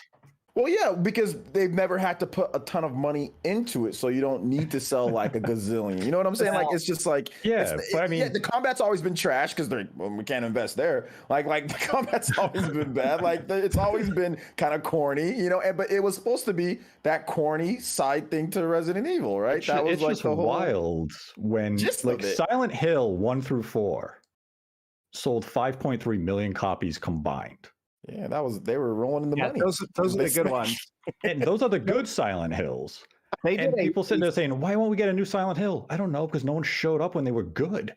Well, and the problem is that I think half of this comes down to the fact that they did so many awful ones. Like nobody remembers this now. Somebody Google Silent Hill Book of Shadows. They did a Silent Hill Diablo game that was so awful. Oh, Book of Memories was way forward. And yeah. it was bad. And that sold like 10. That sold like 10 copies. I have one. This one's Rarest from game in the collection. this one's from Liam saying, "Imagine giving Mario Kart Live DLC, but not 8." Hey, gotta save it for Mario Kart 9. it's done. Mario Kart 8's I don't- printing money. They don't need Gotta to save do it for anything. 9. They're It's good. done. We don't need It's to print done. more money, okay? It's going down. Yeah, right. The bank's full, but you keep walking. Mario Kart 9. They'll save it for that. Symphonic Balance says Sony is now acquiring studios. Is a pressure for Microsoft acquiring studios. Also, super excited about the Game Boy Operator device. I may pre-order. I already did. I already pre-ordered the Game Boy Operator. It looks pretty cool. You can pull your save files off of your Game Boy cartridges or play the cartridges right on your PC. Kind of neat. Yep, I ordered that. Yes. And as for Sony, no, they made 2 acquisitions that make a ton of sense. Housemarque and Nixxes. Nixxes would help them do things like find bugs in their games and make sure their releases are a lot smoother and move to the PC. So that all makes sense. I don't think that's any pressure from Microsoft. Nathan says, the Yankees are 10 games behind the first place Red Sox, and a very important question must be asked. Is it because Luke Voigt has a stupid looking face? No, it's because Aaron Boone can't coach. Okay. Edison Wild, no message there. Edward King says, I guess smart delivery wasn't a buzzword after all. You're correct. Smart delivery ended up being a lot more relevant in the first 7 months than I think people thought. So Smart and quick resume. I think quick resume when it works. I know some people it doesn't work. When it works, yes, when that it is works. correct. It is kind of spotty to me. Sometimes it worked on Mass Effect. Most of the time it did it. Sometimes it did it. But when it works, it's really good. Decepticon says, if Nintendo were to launch a Game Boy Online app for the Switch, what games do you think would make for a good launch? Any Pokemon game. Game Boy? Yeah. Mario Golf? Yeah, I do like Mario Golf on the Game Boy Color. That was a good one. Yep. It's very good on the Game Boy Advance as well. Oh, Oracle of Ages and Seasons. Those will work. There's a lot of games they could pull from. They could pull some of the Donkey Kong games, throw those on there. There's a Kid Icarus game on there that nobody played. Like I like that one. There you go. There's a lot of stuff they could do. It actually kind of sucks if you go back and play it. There's some Mega Man games. Sure. The Mega Man games? I'm sure these companies, third-party companies, just throw these right on there, right? Just like how Chrono Trigger's on the Super Nintendo app. And then Aki says, tried to do a teardown on my new 3DS XL, and I think I broke it. Nintendo improved a lot with the Switch, so easy to tear down and repair even Joy-Cons. I believe you with that 3DS XL. That is not a good system to tear down. Well, you can get those refurbs from Nintendo. They're not that expensive. And they went up the other day. It was a purple one, and they were gone pretty quick. So people are all over those right now. They're selling for more than they should right now. The 3DS XL and stuff is it's pretty hot online right now. Chris says, hello, Spawncast, all the guests weekly. Congrats, MVG, on the very cool Shantae Me character skin in Smash. Hoping for Sony announcement on M2 drives. Did you know? No, I didn't. I had no idea. Okay. No, that's next thing you know it. No, that's not true. I actually saw MVG's name credited in Smash Brothers when you beat the game. It's now with the update. It's in there. Don't believe him. Yeah, I'm the final boss. Just wait. He is. And yes, to the second point, I'm waiting for the M2 drives as well on the PS5. We all are. Trust me. We got to get that figured out and see what really, I guess, the best cost-effective drive and all the stuff is. Like, so looking forward to that whenever they want to announce it. Alf says Kazuma Kiro for Smash. Andy says DCG heart emoji. Hey. Edwin says Twilight HD on Switch unlikely anytime soon. Should I wait? Splurge on a GameCube. You should always try to buy a GameCube. Yes. You can't have too many of those. Yes. But I think Nintendo's still going to do a Twilight Wind Waker combo for the Switch. I think that's still likely. I think it's still possible. So Twilight's expensive on the GameCube right now, so maybe hang out a little bit just to see. It's the best version. It is. It is a very good version. Yes, that's the one I would play. Trom says, I finally played through Detroit Become Human and loved it. I wonder when the next big Quantic Dream game will come out and when will it be next gen only? That's a good question. Probably. I mean, probably next gen and PC at this point. Turquoise says, is Life is Strange and Guardians of the Galaxy a sign that Square Enix is changing strategy on the Switch, or are they outliers? Well, Guardians of the Galaxy is getting streamed anyway. It's changing strategy on. Does he mean like West? Like, what does he mean? West, I guess Western, like they're putting those like their Western branch games on there too. No, Life is Strange just makes sense because of the type of game that it is. Like, it'd be good to play portable. So I mean, like they want to make money. It's not. I mean, like, it's just about. Not Final Fantasy 1 through 6 though. Those couldn't run on the Switch, right? They didn't. Those can't run on anything but PC and mobile. They're very powerful games. I hate it. Wait, Can you also say how awful that font is? Oh, it makes me mad. They're screwing those up. Christopher says, which developer would you choose to make games consistently again, Rockstar or Valve? Rockstar immediately. Just Rockstar. Quite a handful of games that they haven't looked at in a while that it'd be nice to see again. I promise everyone out there, younger viewers, Rockstar used to make games consistently. At least every other year they had a game out. Was it now 2025 is when we're supposed to expect Grand Theft Auto 6, they said? That's crazy. That's the rumor right now. I did a video with David Jaffe, the creator of Twisted Metal and God of War, on my channel a couple years ago, talking about how I hated that like digital or microtransactions make so much money that Rockstar just stopped making games. Because I mean, you just turn on GTA Online, and I looked at their release record. Sometimes they were putting out 2 games a year, even. Yeah. So it's like crazy that we went from that to nothing. In 12 years from when Grand Theft Auto 6 finally comes out from its last Grand Theft Auto, we'll have had, unless there's another game that comes out, 1 game from them in between, and that's Red Dead Redemption 2. Yep. They used to have Bully, Manhunt, Midnight Club. Table tennis. Hey, table tennis was good. That was fun. Ironically, it was fun. Yeah, table tennis. They had Midnight Club. Midnight Club. They had they even had spin-offs from GTA, like Chinatown Wars. There were a lot of GTA games that came out. Yeah, like imagine like a Chinatown Wars if they made that for like Switch. Like, let's just say they said, "Hey, we're bringing back Chinatown Wars," and it's just made for Switch on top of what they I'd take a new LA Noire at this point. They had like Vice City Stories and there was so much stuff back then. Yeah, LA Noire too. That was. Let's just go back to the PS2 generation. Let's just go back. You know what you guys sound like? It's like that meme where it's like old people. My day. Yeah, exactly. Okay, Grandpa, let's get you to bed. But it was back in our day. They really did make a lot of stuff. Okay, Grandpa. Yeah. What they're doing now, you want endless waves of GTA 5 DLC. Hey, man. I mean, I was going to say Valve. I want Half-Life 3. Screw Half-Life 3. Half-Life 3 would just annoy everyone. Well, you don't have a VR. You don't have VR play. Yeah, right. No, I think there's no Half-Life 3 would just disappoint everyone. There's no way it would live up to the hype. I don't think anyone would be satisfied. Yeah, as long as it ran better than Cyberpunk, I mean, maybe that's a start. We don't need Left 4 Dead 3 now, right? Because there's like multiple games coming out. I just want to see. I just want to see Half-Life 3 just to see what their new idea is that makes them build Half-Life 3. Because that was always their thing. They're like, if we're going to do Half-Life 3, it's got to be like there's got to be some new idea for gaming that we can introduce with it. They'd have to come up with something pretty out there to do it. So Paleo says, for those of you who have all three, is this the first generation you bought all of the big three consoles close to launch, or have you done it before? I just got an Xbox Series S, so now I have them all. I don't think I bought any. Last generation was my first time ever. I bought an Xbox One, I bought a PlayStation 4, and I bought a Wii U right as they came out. But I'll be honest, I kind of regretted it. Those consoles, they had a slow build up as well. At least I'm glad we have the full backwards compatibility, or very extensive backwards compatibility, because I have a big PS4 collection, so at least I'm playing those on my PS5. But yeah, still feels weird. I think maybe, yeah, because I'm like, I think I had the PS4, and then I got the Xbox One a little later. Yeah, this is the first time I have everything on launch. Or I was just like, I'm grabbing it all now. And then obviously back then with the PS3 and the Wii, the 360 released a year prior, so that was already kind of staggered launch there. I had a 360 and a Wii for a while. I got the one like a year after it came out, like the following holiday. Yeah, the PS4 on launch. PC count? PC? Yep. Does the PC count? I mean, everything's moving over to it, so yeah, it counts, right? Okay. I mean, there's new parts coming out every hold on, isn't it kind of crazy? That's got my most used exclusive, Excel.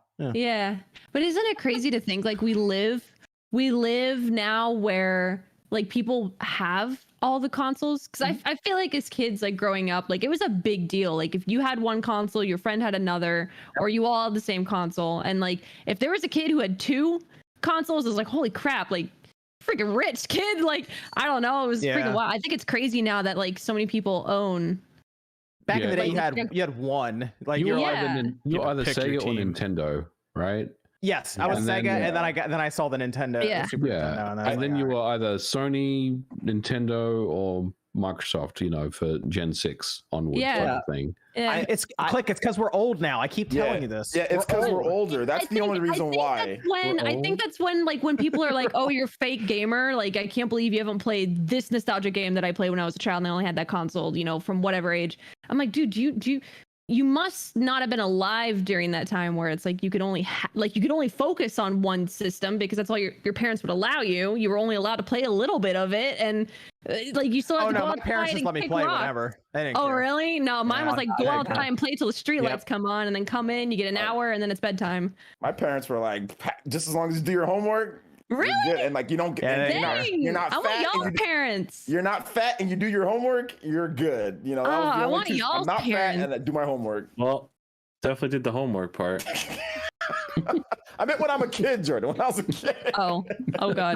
I knew. So I had a group of like 12 dudes that I hung out with in high school. Everybody had an Xbox. Half of us had PlayStation 2s to play the Final Fantasy games. I knew one guy with a GameCube. I saw one GameCube in about 10 years. So once I started collecting games myself, it was very eye-opening to see, like, wow, there were a lot of GameCube games, but I just didn't even see them until I was like, wait. I was the GameCube guy. I was the one I had the GameCube, and then eventually an Xbox, and then a PS2. So I got the GameCube when Metroid dropped. I was like, okay, I have to get one now. Nice. It's time. That's when I got it. I didn't even know necessarily about an Xbox until I was probably in like maybe like second or third grade, I think it was, and someone was like, "Oh yeah, playing on my Xbox," and then they were second or third grade. Click. No. Like, no, I'm flat out. I'm telling you, like, it was genuinely like we had these consoles for a while, but I didn't even know about the existence of an Xbox until like someone in my class. Like, we had PlayStations, we had Nintendo 64s, we had the SNES, we had the GameCube, but no one had an Xbox. I just said that because like the Xbox, like I was like coming home from work and we were like doing LAN parties with the Xbox. I was like coming home from work and doing LAN parties. Like that's the thing. We even had Segas and we had an Atari, but like Xbox like wasn't anywhere on that list anywhere. Oh, it was wild to me.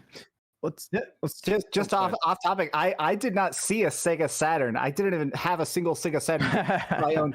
I had every single Dreamcast game before I got a Sega Saturn. So before I even played it, I literally had played every single Dreamcast game that existed. I'll tell you, for a little while there, the Dreamcast was it. For like, there was a solid 8 to 9 months, I think, in my group of friends where the Dreamcast is all we talked about. and then it died. And that was it. It died fast. I went into Kmart. They had it for $50, and the games were like $5 each. They had it in the bargain bin. That's why it became the thing for my friends. Is after it died, GameStop had a bin of them that said games $5, and or it was like 5 for $20. So we literally, that's where I built up a huge chunk of my Dreamcast collection. Is because it was like, well, I'm broke. These are the broke kid games. Aki says, after the Skyward Sword blue Joy-Con, would a white Joy-Con with gold buttons be great, or a gold Joy-Con with white buttons? I think we need that gold Joy-Con. I don't want to think about it anymore because it's not going to happen. Right? It's not going to happen. Give it up, y'all. Veluxian says, I know exactly what you're talking about, John. I didn't even know that one hole behind the starting point was there until I was on the other side. Exactly. They point you the other direction. They're trolling on purpose in that game. Zaire Miller says, has anyone read Chainsaw Man? I read the first 7 volumes and being really enjoying it. Also, have you seen the Star Wars Vision trailer? I have Netflix has not read that. Chainsaw Man show anime coming out. Yep. I bought it, and I just bought Berserk because I've never read it, and I figured it was a good time. Jose says, difference between Dreams and Game Builder Garage. We get this every week. We did. We get this last week too. So it's Game Builder Garage is more entry level. It's basic. It has a limited number of assets. Dreams is more advanced. It does a lot more with 3D. You can do a lot more with 3D models and stuff like that. I would say if you are deciding which one to go for, I would say start out with Game Builder Garage. This is from Ryan saying, I played through Final Fantasy VII Original as my first Final Fantasy game and thought it was fantastic. Hope Remake can come to PC so I can play it. Can Nate say sheesh? About 7 E's there. Sheesh. Oh, I see. Okay. Yeah, Nate, let's get a good sheesh real quick. No. Say sheesh with a long emphasis on E. We barely got him to say poggers, so. Hey, there we go. MG did it. Hey, there we go. Marcus. What it? No. Marcus didn't pay for that. In Mario, like a cameo, you gotta pay. This is from Opus saying, bought a Series S, great for 2 days, then it froze during gameplay, both video and audio. Now it's running fine again. Thoughts? I don't know. Just hope it keeps running fine. Otherwise, go exchange it, because I'm starting to see more Series S's show up in stores anyway. So they might even have one there. They can just drop it for you. Dave says, Misclick, I watched your old Breath of the Wild playthroughs, and I was inspired to finally play a Zelda game. I even pre-ordered Skyward Sword because of you. Your presence on YouTube gets me through my bad days. Oh, happy I could be there for you. I hope you enjoy the game. D'Angelo says, trying to back build my catalog on Steam with the summer sale. Any recommendations? Prefer RPGs and campaign FPS on PC. Yes, I have one good recommendation that I purchased. Mass Effect Andromeda, the deluxe edition, for $7.49. You can't go wrong with that. If you hate it, it was only $7. If you there you go. You can talk about on Twitter how everyone's overreacting and how it's much better than what people think. That game is worth a crisp dollar bill. Hold on. Is it the story that's bad as well, or is it? Oh, it's everything. It's the functionality of the game. It's the glitches, the story, the writing. It was like a cliffhanger ending that was clearly supposed to lead into more games or more DLC, but they never made any. There's a lot of good ideas squandered by poor writing and bad decision making. Also, the open world aspects aren't that great. They're boring, dude. It's filler. Great. It's like, hey, you're on this planet, drive all the way over there, and then drive all the way to the other side. Hey, now go over to that side and do the same thing you did on the last planet 5 more times to activate a thing to go to another planet to do it again. It's very repetitive. It's very boring. It has a lot of weird stuff that probably shouldn't be optional. Times where they put you on a planet that's like, oh, our ecosystem is failing. Please save us. So you could just leave. And it's like, this is probably supposed to be plot that they streamlined out by accident. You should still buy it. Even with all that being said, you should still buy it for the nice price of $7.49. I'll say it's worth $7. I'll go with that. It was worth the memes that it generated online, at least. Yeah, definitely $1. Yeah. 4 quarters for sure. Sebastian says, opinion about Sony and indie devs, 25 G's for marketing. MVG? Yeah, that's about right. 25. Actually, that's not bad. Actually, now I'm thinking about it. It's advertising fees. Do you know how much a dev kit costs? You know how much it costs to become a licensed dev kits cost a lot of money. I mean, tell me something that the advertising money is probably the least egregious thing about all of that write up. Like, that's like you pay money to get advertised on big shops like that, and based on the traffic, I assume Sony pulls to that. That's actually about right. That might even be lowballing it, to be honest, for what they probably get from the really big developers. But I think most of it had to do with the communication between Sony and the indie developers. I had to look into it a bit more, but now we have another indie developer who's like, oh yeah, we get like 50% of our sales from PlayStation. They've been good to us. So I don't know. Yeah, so I'm not an indie developer, so I can't tell you that the experience is. And look, I mean, every indie dev is going to have a different story to tell. Some of them clearly are being pushed way back on the store, and the games aren't even getting recognized. And there is a problem with some of Sony's back-end systems, right? Like discounts, right?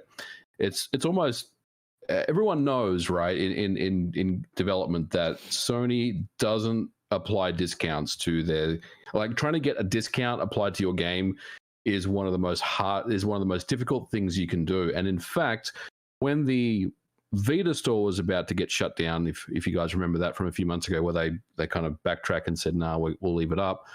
A lot of Vita developers were trying to apply discounts to their games because they were like, "Well, our games aren't going to be around for much longer, so we may as well just set them to 99 cents and try to sell as much as we can." Sure.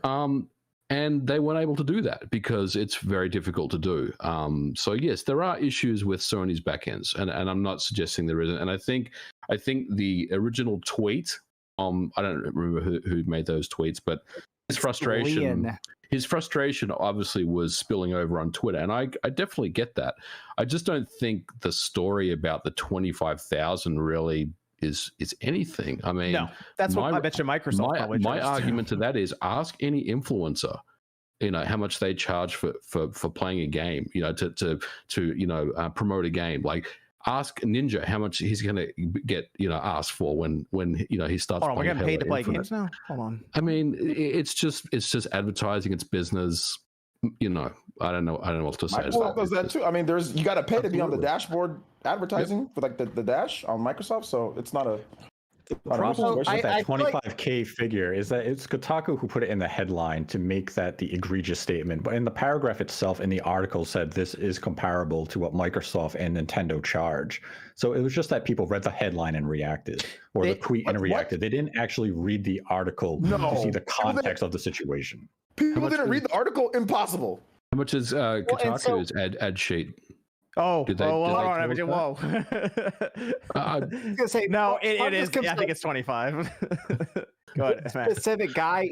He's a friend of mine. It's why it's kind of funny that he went viral. His company Neon Doctrine does tons and tons of business in China and Taiwan, selling like visual novels and stuff, and they have a lot of success there.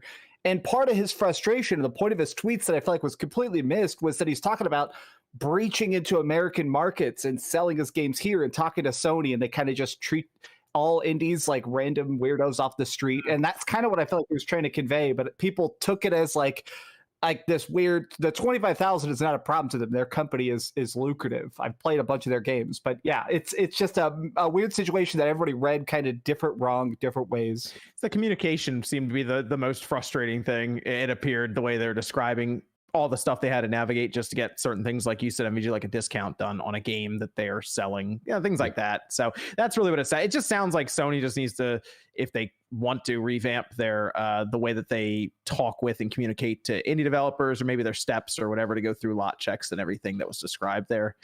But now that it's out there, maybe Sony will look at it, reflect, and maybe revamp it a bit. So we'll see there. Let's. This is good. Ready? All right, Nate, you ready for this one?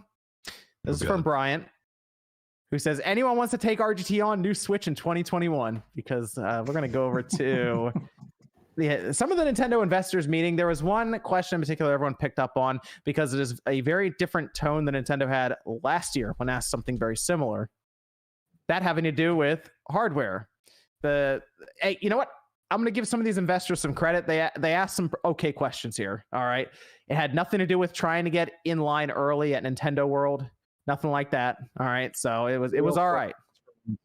Yes, questions that made sense and could actually lead to something in the future. So this was a question from an investor to the president of Nintendo, Shigeru Furukawa. It was widely reported that a new version of the Nintendo Switch would be announced this June at E3, but no new model was announced at the Nintendo Direct E3 2021.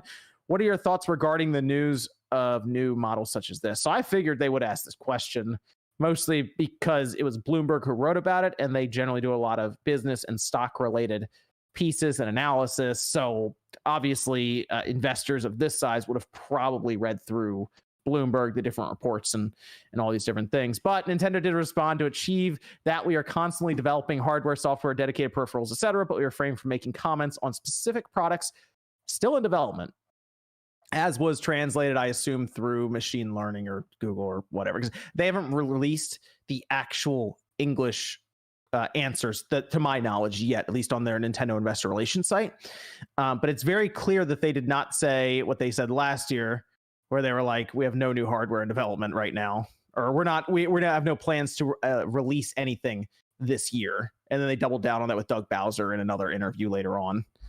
So Nate, I didn't see anything. Oh. Where'd he go? Nate.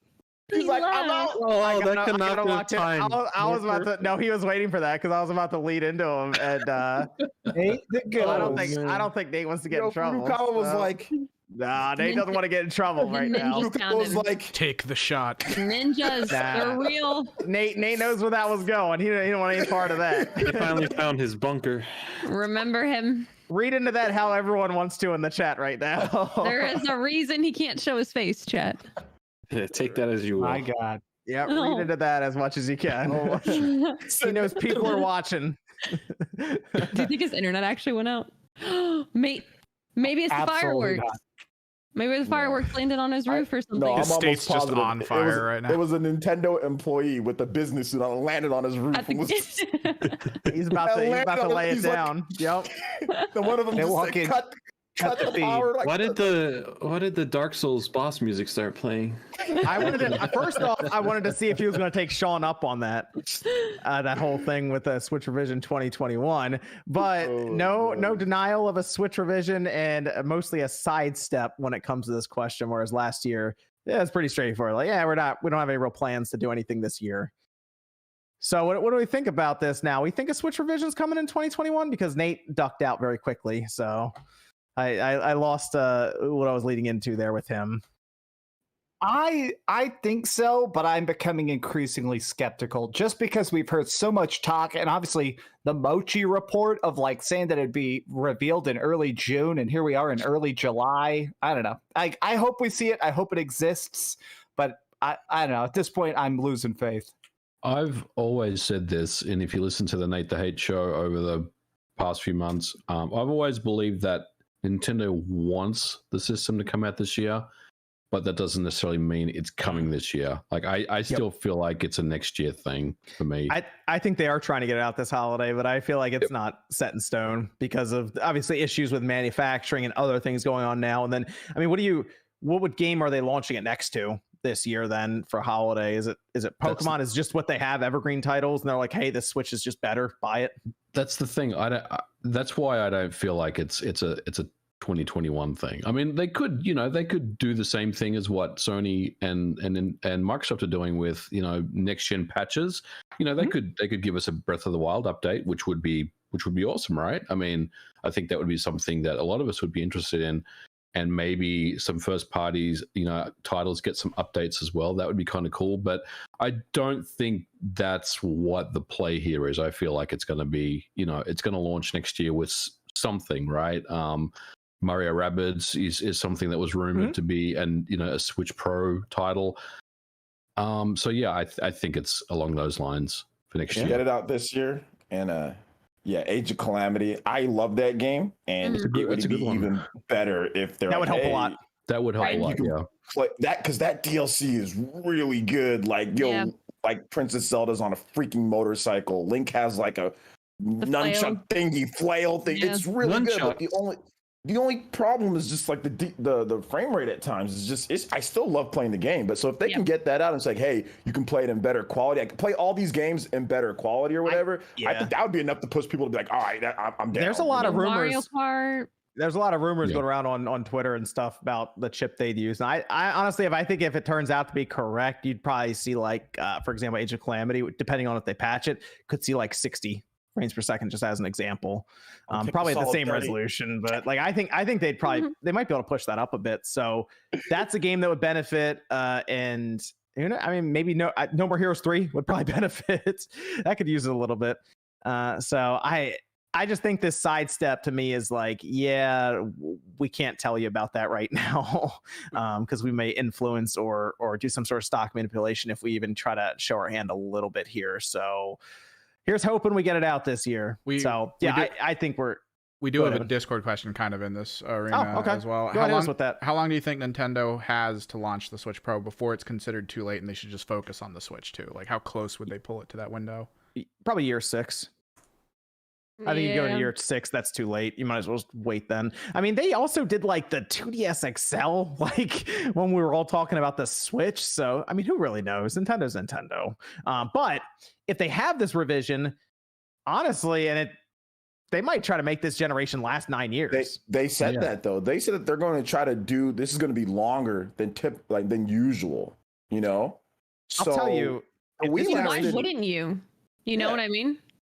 They went 6 years with the Wii U, right? Yeah. They went 6 years with the failed system. Yeah, they did. They went shorter with the Wii, which was a not a failed system, I guess, right? So we made them a lot of money. 6 years with the Wii because 2006 to 2012. So they usually go 6. So I think that if they bring this out, they can probably go 7 or 8. With this. Yeah, if they go 8-9 years, I think it very well could become the best selling system ever made then if it goes that long. That's the biggest thing. If they can extend the length of this system, that's how they'll get to like a PS2 kind of number. They know it. That's kind of why they're stalling, I'm sure. Is they're like, I mean, it just keeps printing money. Let's not get in the way of our own train here. Yeah, but they have to understand what happened with that Wii. They probably could have kept the momentum on that Wii going if they had revised it with an HDMI port and little things like that, just to adapt it to that time period. And they might not even need that Wii U then. They could have gone from the Wii like straight to the Switch or some crazy thing. They could have pushed that forever almost. You know? The only problem though is that they killed it off themselves with the Wii. They stopped making games. Yeah. They were probably thinking like, okay, now we're going to go to this Wii U or something. Yeah. We're going to, and it's like, they probably could have gotten more time out of that Wii, and who knows, maybe develop the Wii U further. So that's kind of the thing is I feel like they'd be looking at what they did with the Wii and they're like, all right, let's not mess up our momentum here. Let's keep it going with something like a Switch Pro to adapt to 4K sets that are in, a lot of homes now. So that's that. I mean, the games are good. The hybrid, form factor is great. People seem to like it. So build on it. That's really all they need to do. And they'll very quickly outsell. Like if they have that revision out this holiday, provided stock for across the board's good, they'll outsell the Wii by the end of this holiday. Like we'll be talking about that probably beginning next year. So, the other thing. What were you going to say? I think Click was going to say something. Oh, Click. Oh, I was just going to say, like, even if they had with the Wii, like, I don't know how they would have necessarily done. I'm not the pro at that. But even if they like wanted to start integrating like controllers, like what the Wii U had and stuff like that, how would they be able to like add that into the Wii's lifespan and just keep the Wii, but then just have small add-ons like that, new controllers or things like that? Because I mean, they did that with the Wii Motion Plus, like when Skyward Sword came out, that was when they were really trying to, you had the adapters you could put on the back of the controller, or you could get the whole new controller, with like the advanced motion controls and stuff like that. I think I don't know. I understand why they try to milk it, like after going through a drought for so long and being held on life support by the 3DS, 2DS line. Like I'm sure they're like, we got the momentum. We don't want to make the same mistake again. Let's hoping the next whatever we have, the next quirk, the next avant-garde design that we choose is accepted well. But for now, let's just milk this cow as much as we can. They sidestepped another question later on about mini systems. MG, I don't know if you saw this too. What they say? A lot of speculation hit about the possibility N64. of another N64 classic came up. They said, Thanks for asking, because an investor asked, hey, is there any idea of like things outside of the Switch for hardware? I really liked your Famicom and Super Famicom systems, because it not necessarily, okay, you're not selling these for a ton of money, but a lot of people are talking about Nintendo that maybe wouldn't have prior, like old people basically is what they're getting at, people who remember those systems, and maybe they check the Switch out after that, which is all those class systems where there's marketing. But do you have another one like that? Basically, they're like, oh, we'll keep that into consideration. We're always thinking of these hardware, things, and hopefully you keep an eye out in the future. And everyone's like, oh, N64 Classic. I mean, are we there, MVG? Can we do the 64 Classic? I mean, we can do it, but like, I feel like the minis that Nintendo brought out. I mean, how many years ago was that now? When was the Famicom mini? 2018 for the Super Nintendo Classic? I think it was 2018. 3 years now. I mean, I feel like that's not the focus anymore. Like they're really just, it's just razor sharp focus on the Switch right now. And that's the way it should be. Like, I don't see why they need to. I'd rather have Virtual Console. Like the online app where they just add the 64 games there. Click. I don't want to get a mini. I want just give. You know what I want?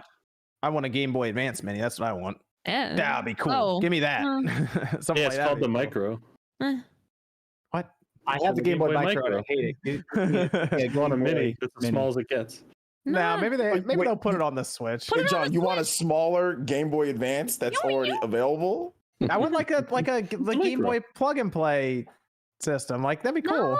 Would it be the same size as the regular Game Boy Advance? Maybe they do. Maybe they just put it all like that. That'd be cool. Because anything smaller and my hands aren't going to take this. I thought about this a long time ago, but I want a Game Boy Advance with an HDMI out, and give me a bunch of games on it, and I could choose to play it in handheld or I could play it on my TV. I would pay $100 like Switch. So why don't they just put Game Boy Advance on? Just put on the Switch. There's a Game Boy player.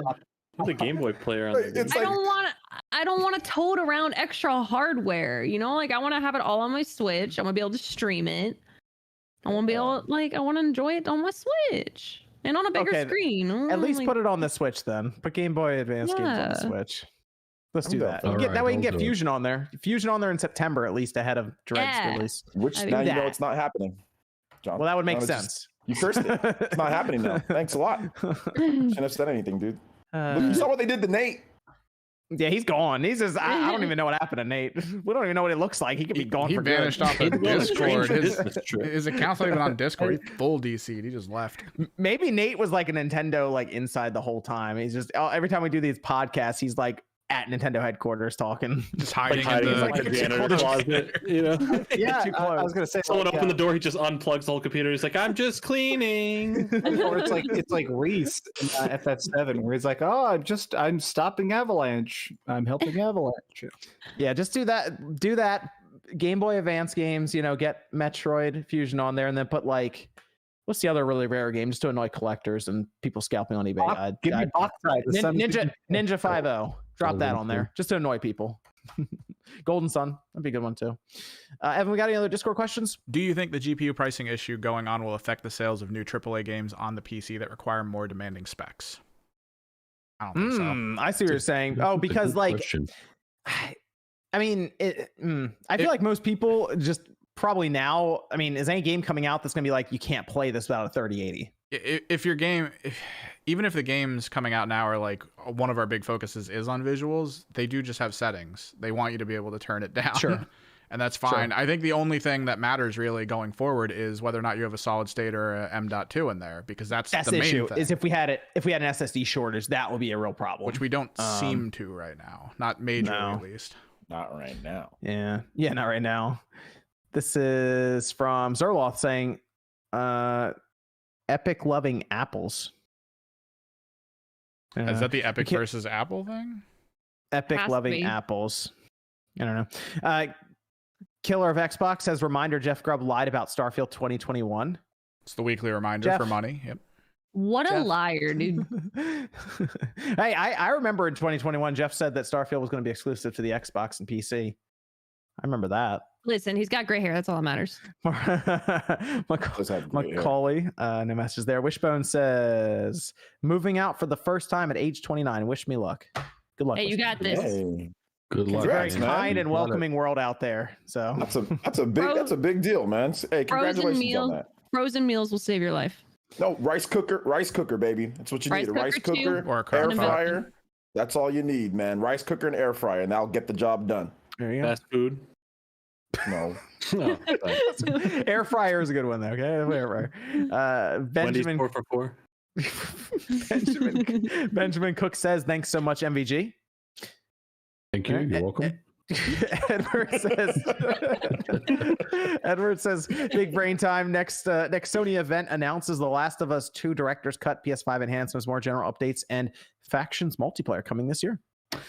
What would the director's hold on? What would the director's cut include? Like, do we actually get to see a $10 upgrade? The whole scene.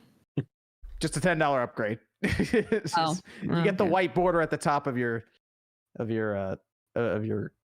box art, and you said the whole scene for the swinging.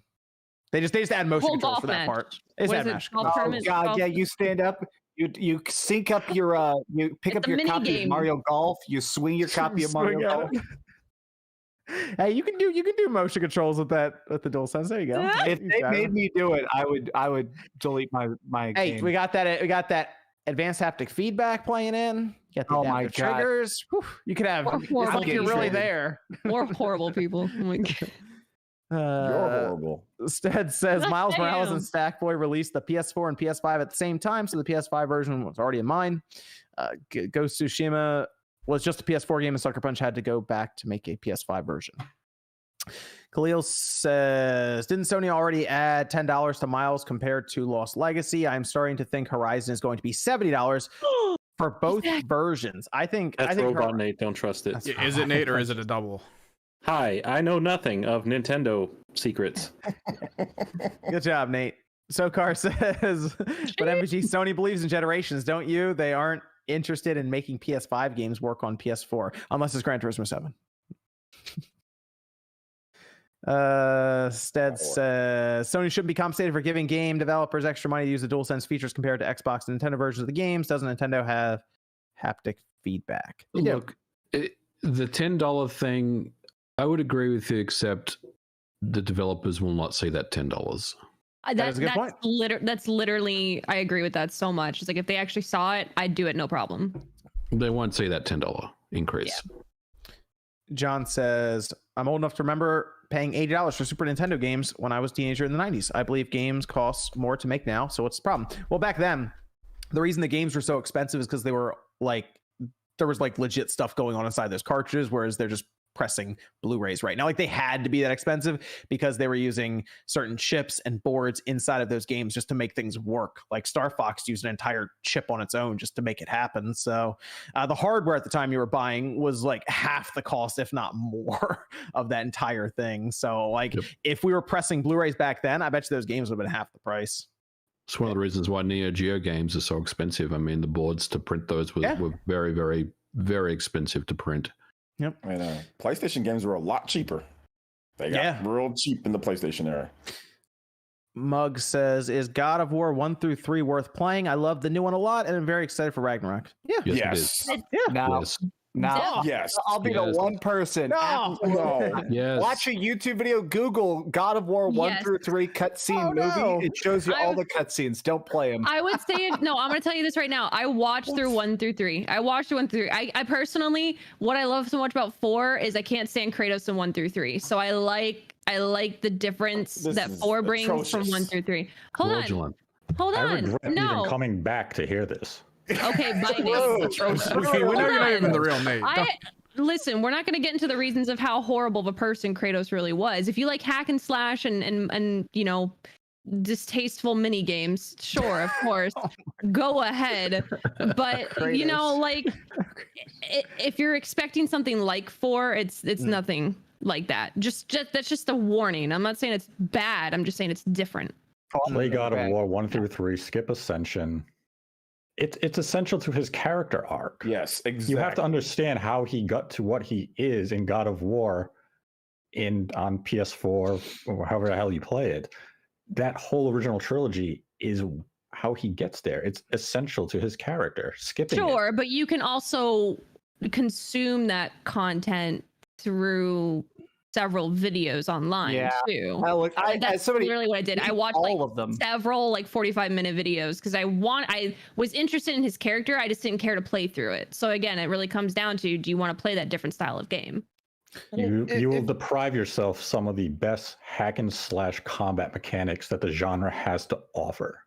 It's very good. If you like Devil May Cry, if you like Bayonetta, if you like games like that, then God of War 1 through, especially 3.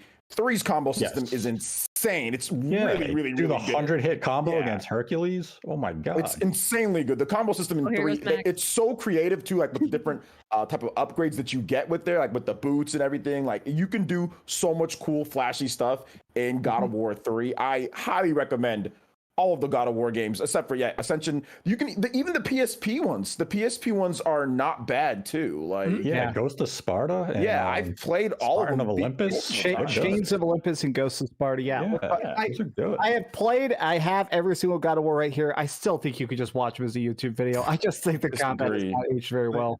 I want to follow up here with a very important comment from Killer of Xbox. Kick Nate off or I'll unsub. Last warning, John. Bye. You got banned. So I think we're gonna. John, you got banned. Damn, dude. I guess we're gonna roll the dice on that one, Killer of Xbox. How much was that? $1.99. Yo, you seen a guy get banned. that destroyed in a single session. Wow. I love when that guy clearly has what's the fetish where you want people to treat you like shit because he's just an idiot. Sadomasochism. A sub?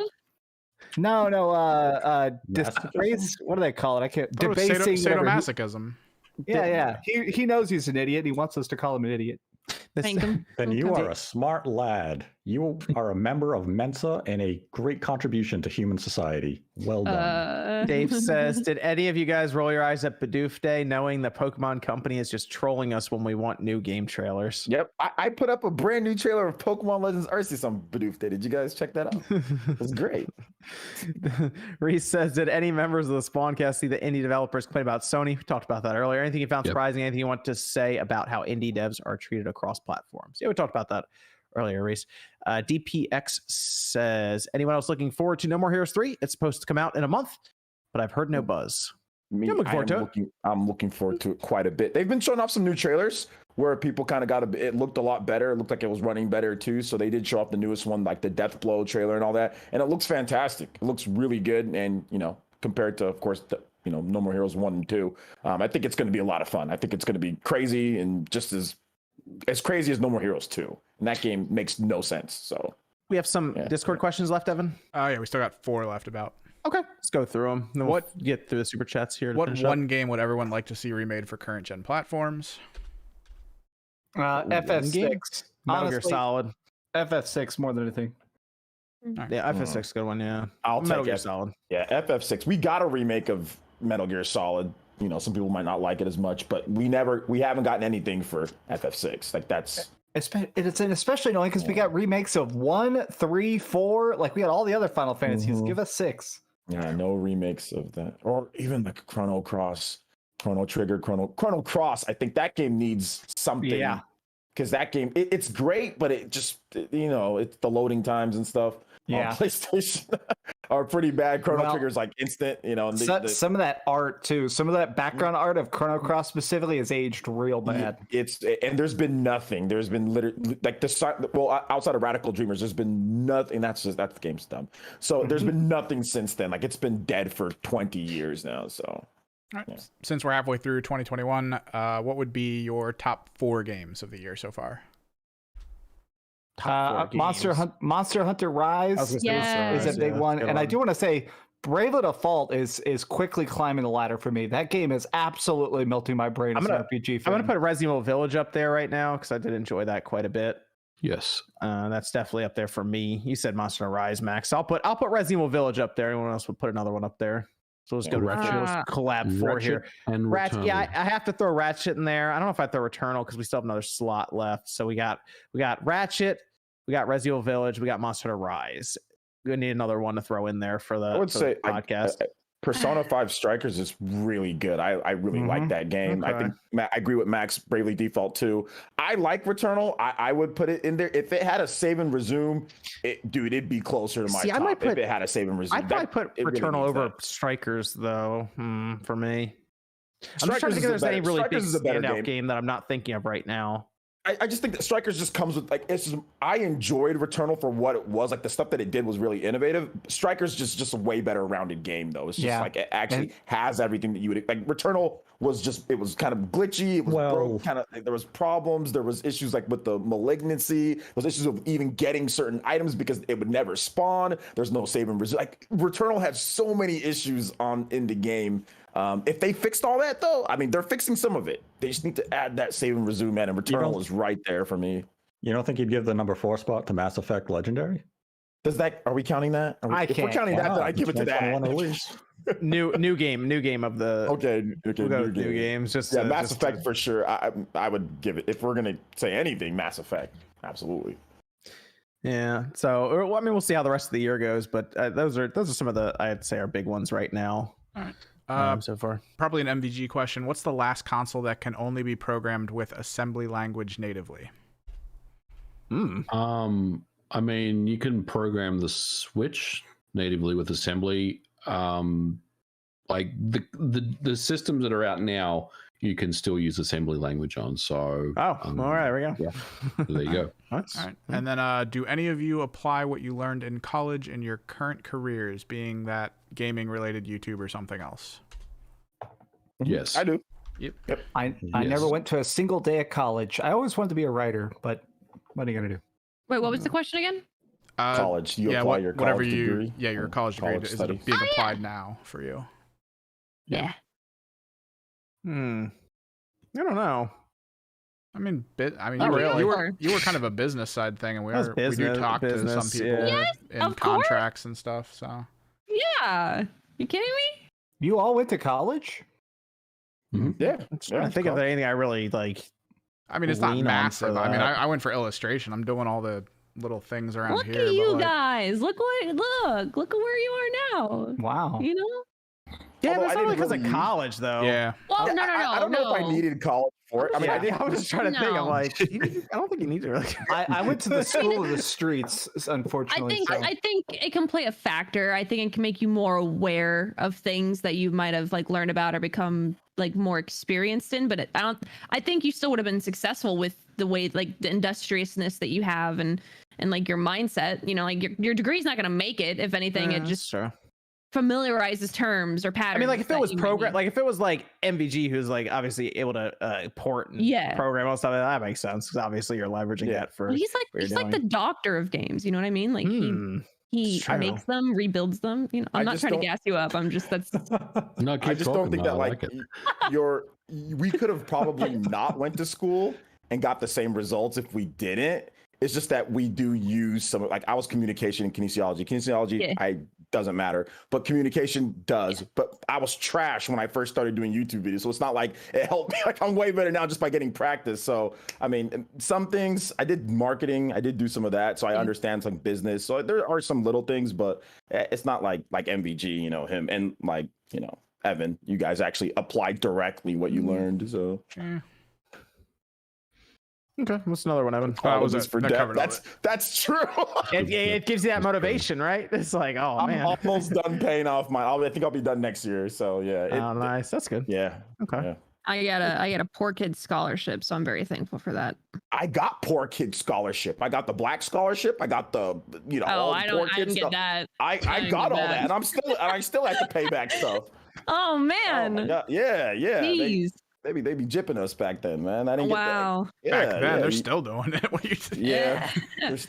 But at least college athletes can make money off their likeness now. Finally, they did that. Yeah, at least they can do that, man. Some guys would have been rich back when I was going to school. Wow. We got another one, Evan. No, that's it. We're good. Oh, okay. We're good. Very cool. I still have to check Streamlabs as well as I go through the rest of these super chats here. I'll also go around as we do some outros here. MVG, where can everyone find you? Thanks for having me on. You can find me on Twitter at Modern Vintage G and on YouTube at Modern Vintage Gamer. And I'm sure Nate and I will come up with a Nate the Hate. He gonna drop out? He gonna drop out once the topic starts? Is that what's gonna happen? He might. He's gonna be gone. He'll be like, yo, Nintendo president said, boom, gone. A little sus there. And one more quick rule thing. Happy 4th to everyone in the US. Have a good holiday. Yeah. Try not to blow everything up. Freedom. I just keep hearing fireworks outside right now constantly. And Nate, it sounded like you were like under attack there for a minute. We thought we lost you. Well, I mean, I did go missing for quite a while. So however long the Nintendo section lasted. For a very specific amount of time, yeah. Did you have to go write a Bloomberg article? You had to go write a Bloomberg article. This guy was at the door knocking in a suit. All of a sudden, John Wick 1 started happening. I had to call the cleanup crew. I had to find the gold in the basement. John Wick 1. I love the specificity. And then the cop came. Jimmy, the police officer, knocked at the door. He asked me if I was working. I said, yeah, Jimmy. And he just walked away. And all of a sudden, all the fireworks stopped too. So yeah, Jimmy. This is from Stead. It says smart delivery is not the same as PS5 upgrade. Xbox One X games are already 4K, so Xbox just unlocked the frame per second, just like PS5. Goes to Tsushima 60 FPS for free. PS5 upgrade is DualSense features and 3D audio. Incorrect. Yeah, it's not right. Yeah, well, I mean, they close. No, because we also have like games a refund for that. Just as like a quick. Like, I mean, they'll throw ray tracing on there. It's not like, that'll be pulled. They'll pull specific features for the Series X and S and all of that. So it's not at all. Smart delivery just makes it a lot easier. And we're starting to all realize that now as we're getting getting your saves onto the PS5 version of a game sometimes is a pain. You can just look at Greedfall as a simple case of smart delivery. If you have Greedfall on your Xbox, whether you're playing it on One or Series X or S, you get the best version to the hardware you have. If you've got Greedfall on the via PlayStation Plus, you have to pay for the PlayStation 5 version for the upgrade. Smart delivery is you will always have the best edition of that game pending the hardware that you're playing it on. It's not backwards compatibility. It's the native Xbox version. So it's the Series X version of Forza Horizon 4. Was smart delivered to your platform because you owned Forza Horizon 4 on your Xbox One. So it wasn't even close to being right. Like, it's so wrong. You failed the question. Is it so wrong that it is right? Jeffrey says, almost finished with my first playthrough of Breath of the Wild. It's definitely the best game I've ever played. Wouldn't have played it without y'all. Thanks. Wow. Strong words. Good stuff. Mike says, Team Fortress 2 will forever be the best team-based shooter. Derek says, John and OJ should collab and create a video game themed fitness channel. Yeah. Run it, boys. A lot of work. It's a lot of work. A lot of that would work. Maybe Are you the one don't you run like 100 miles every day? I do, but still. And that's not hard work. It is hard work, but then I gotta edit for myself. I gotta edit for other people. I gotta stream. You know what I'm saying? I got a family. There's a lot of stuff going on, Get that G Fuel bag. Let's go. Yeah. They need to hit me up. Yeah, G Fuel, hit me up for sure. I'll definitely be down to do some G Fuel stuff. Let's let them know. Victor says, what's one video game story everyone should experience? For me, it's Danganronpa or Fallout New Vegas. Knights of the Old Republic 1. Completely blind playthrough. You don't know what's going to happen. Go through that. Mass Effect trilogy. Mm-hmm. I'm so excited. I'm really excited. Wait, Click, have you played Knights of the Old Republic? Star Wars? I played a little bit. I was more into like that was. You don't know the ending. You don't know the ending. No. Oh. I played a little bit. During that's that time, a good one. No, I was really into like RuneScape and stuff, so it was a little bit different for me. Pretend I know that. We're gonna do Knights of the Old Republic. That's a good one. Okay, you should play through that on stream next. It's good. It's good. It's good. It really is. So look at ask the chat. They'll tell you it's good. Mm-hmm. Tell her it's good. Okay. Chat's gonna tell me I'm not worthy enough. Whoa. I understand. It's okay. No, Knights of the Republic. Everyone should play that game. Click. Where can everyone find you? Yeah, thanks for having me. You can find me here on YouTube as Misclick Gaming, or I'll be continuing through the Mass Effect Legendary Edition. We're still recruiting people in 2, so we still have a ways to go. But yeah, it's been a lot of fun. So you can find me on Twitch at twitch.tv/misclick_live, or you can find me on Instagram and Twitter as Misclick. It's been fun. So thanks to everybody who's been coming and hanging out and talking. Let's go to Terrence. Says, insane that GTA 6 likely won't come out until 2025. I was a freshman in high school when GTA 5 first came out. It was a while ago when that game came out. Loten says GTA 5 came out when I was in high school. I was able to graduate college and get a master's degree before GTA 6 came out. Yeah, and they have released GTA 5 now for 3 different console generations. So. When did GTA 5 come out again? 2013. Yeah, that's crazy. Yeah, my daughter was born right around now. She's 10, almost 10. It might end up being a 12-year cycle for GTA 6, which is hey, I know. Big expectations for GTA 6, right? That's all I had to say there. Jesus. So, Khalil says, crazy how I walked into GameStop 2 weeks ago and picked up a Series X, yet Sony can't do the same. Well, I mean, PS5s just keep selling. They're just hot right now. There were some numbers that came out, almost 10 million, I think, units out there. So they're making them. They're just selling them. Grinning Wolf Game says, hey, peeps, hope you all are well. Nate, I hope the controller arrives soon. Could you lovely people give Matt Tomlin a massive happy birthday shout out? Happy birthday. Happy birthday, Matt Tomlin. I saw that controller, Nate. Looked pretty cool in that video. Yes, it should be arriving very soon. I look forward to it. Awesome. You gonna post a picture on Twitter? I will post a picture once it arrives. Cool. I'll keep a selfie, maybe. Awesome. Like a selfie with it.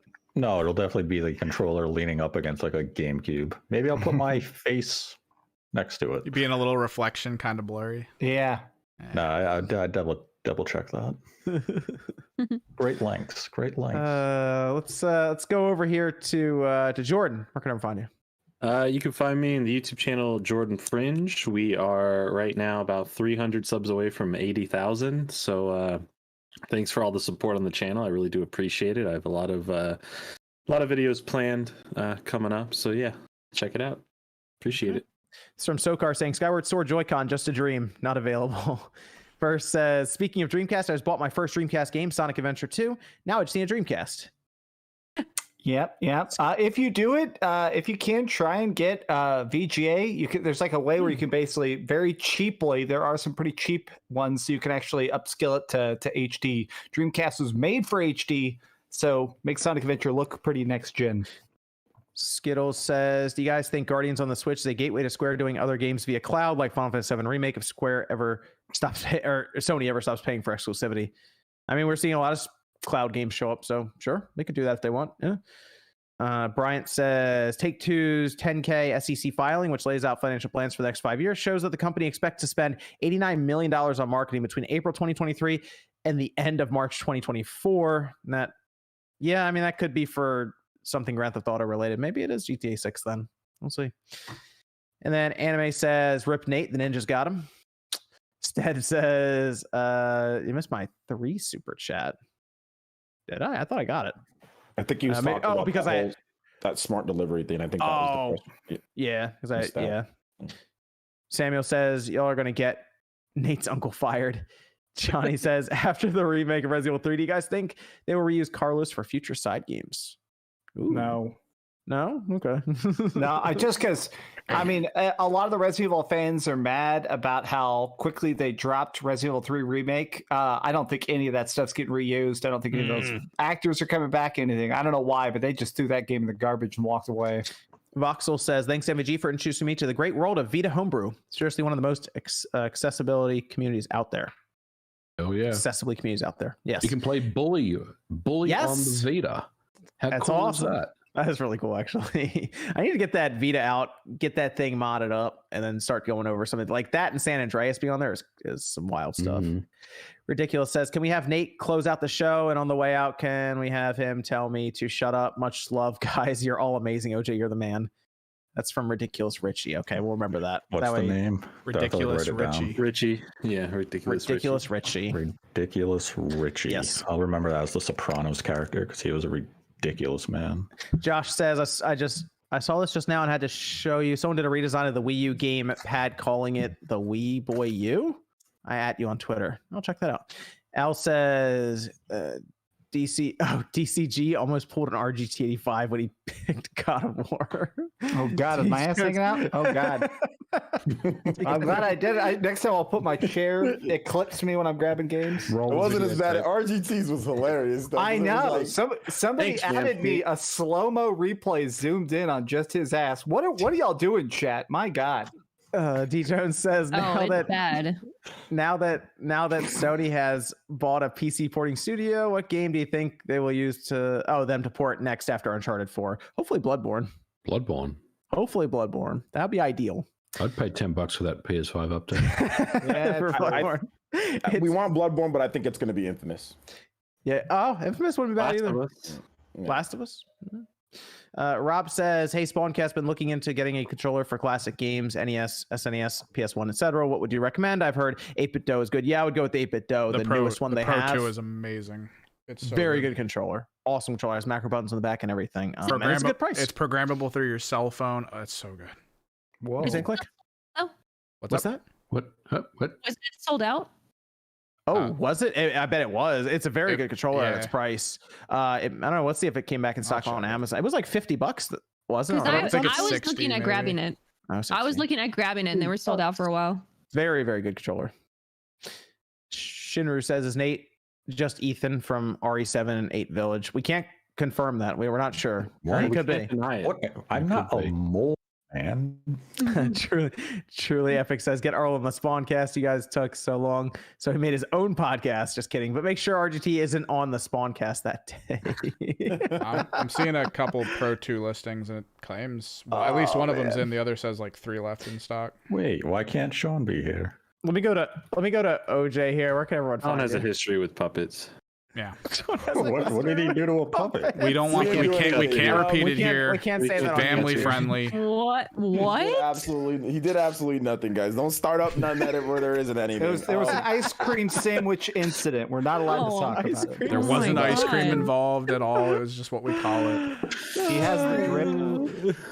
What? Okay, let it go on, OJ. We're gonna run fast. I don't know if I want to go anymore. You guys are mean. You don't identify yourself now after that. Yeah, you can find me right here on YouTube at Player Essence on Twitter. I got some pretty cool videos. Got some like SMT stuff that we're digging into as well. Got some Metroid Dread stuff that we're going into as well. And I stream daily, so you can find me streaming pretty much like 6 days out of the week. Although tomorrow, Sunday, we're streaming for 4th of July because whatever I said I would bonus stream. So yeah, I'll be streaming then. And yeah, so I got some stuff going on, so it's going to be a lot of fun. Got some stuff that I'm working on. So just, subscribe to the channel, all that good stuff. Thanks for having me on. A lot of people come over from the Spawncast. So if you're into RPGs and Nintendo stuff and all that, I do that there on the channel. Thanks, John, for having me. Yeah, Justin says, since the podcast inception, a strange phenomenon has been occurring on the Spawncast. One by one, its members have been coming swole, with Max being the latest victim. Authorities question, who might be next? Could Nate be hiding something from us? Oh my god, it makes me think, nobody's called me swole ever in my life. There you go. Comment. That actually hits me. Thank you. I'm trying to be healthy, dang it. I'm trying to be healthy. I think Click is the next one that's gonna get getting more, because it's already happening. It's already happening. You just gotta watch out. I'm gonna walk in one day with a golf club. That's all I'm saying. Why would you do? What am I hiding? It would be funny if we see Nate. Nate turns on his camera one day and it's just a bicep in the camera. Like, what the hell? That's all it is. Yeah. Keep talking. I think other people have done a better job, though. I think personally, me, because I always played football, so that's not fair. Whereas John didn't, and like Dreamcast guy. So I'm actually more impressed with you guys' what you guys have done than myself, because that's not fair. So yeah, especially you, Dreamcast guy. You look great. I'm trying, man. It's the hard parts. I'm glad, honestly. I wish you would talk about it more publicly, Spawnwave. But Spawnwave has talked about what to eat, when to eat, how much to eat. Oh my god, because so much of bodybuilding, lifting weights is easy. I probably lift weights 5 hours a week. It's just what you eat that matters. Just pizza and ice cream. Lots of ice cream. Yeah. I actually did a video about what to eat since John wouldn't do one. I did one instead, so you guys can check that out if you want to know. There you go. Eat, check out his video. So very well done. I mean, you're not gonna have much flavor in your life, but you will cut off those pounds off your midsection. This is from Liam saying, to elaborate on my Streamlab from last week, if Nintendo was able to find a workaround for motion in Galaxy 2, why didn't they do that for the 3D All-Stars? Correct me if I'm wrong, Nate, but didn't you say at one point they tried to do that but couldn't? They experimented with a control alternative with Mario Galaxy 2 regarding Yoshi. For the particular release of the All-Star Collection, they did not arrive to a solution, and probably in favor of not having to delay the game. They may have just said, we have 3 games. Let's go forward with it. They'll continue to experiment because this is Nintendo. If they can re-release Mario Galaxy 2 in the future, they will definitely do so. So it's not a fact that they cannot solve it. It just could have been given the time frame given for that release. And if you look at the staffing that they actually had on that project, when you view the credits, it was very limited. So the budget was incredibly limited. So it was more of a case of just limited resources, limited time. They weren't able to fully invest and explore multiple solutions for the control alternatives, but it's something that they could find in the future if they really, want to bring that product to a modern console moving into the future. This is from Rand M. After that very well thought out answer, Nate, that you just gave. He says, who on the Spawn Wave crew smokes trees? Huh? No one, because we all follow the law and we're all on camera. And isn't it legal now? It's legal in California, but I don't know where everyone is. I think where we are, it might be 2 more years before they make it legal. I don't know where everyone is, so I did it once and did not like it. Just I'll read the disclaimer on their website. No, I usually just eat my broccoli. I don't like smoke it or anything. Skittles says, OJ and Max wanted to say thank you for continuing to hype up Scarlet Nexus. I had slept on it, but decided to pick it up this week based off your coverage. I'm 10 hours in and love it. Thanks again. Yeah, I'm glad people are trying to. Honestly, a lot of people have been tweeting me about it. I'm blown away by it. I think I'm happy that I did a video and you could hear the excitement in my video because I did not expect it to be that freaking high quality. And Ska Dan says, this week I finished Tomba and Legend of Dragoon. Tomba was ahead of its time and still worth playing. Dragoon did not age well. With the worst story and writing I've ever played, I don't understand how this game keeps getting recommended on this show. Hey, Legend of Dragoon. Maybe it might be it could be nostalgia. I'll admit that, but I remember liking that game back in the day. It's been a while since I played it though. Beetle Bum says, is Philip Houston on the Spawncast 2 in a shirt? And if so, is he copying someone else's pose? Just put 2 of me and say one of them's Philip. Taker says, with launching the Wii U with Skyward Sword and calling it the Wii 2, have saved it or changed anything at all? Will Nintendo make all first-party releases cross-gen for the lifespan of the Pro? And will that work? That was a very long question. What? I think Nintendo will keep basically all their first-party stuff working on the Pro and the base Switch, just with enhancements for the Pro. And with launching the Wii U with Skyward Sword and calling it the Wii 2, have saved it or changed anything at all? Probably not. They probably would have had to do a clean break from that Wii name, most likely. So that's probably would have been the best way to go about it. Did I get Max? Did I get you yet? Where can everyone find you? Yeah, but just okay. Where can everyone find you? I was trying to remember who the other person was. Go subscribe. I am going to be working on a big video. Next major review is definitely going to be Monster Hunter Stories 2. I'm really excited for that game. I played the demo, so go subscribe. Nate, would you like to take us out? This is this is from Velhemens saying Rockstar needs to use the Body Harvest IP.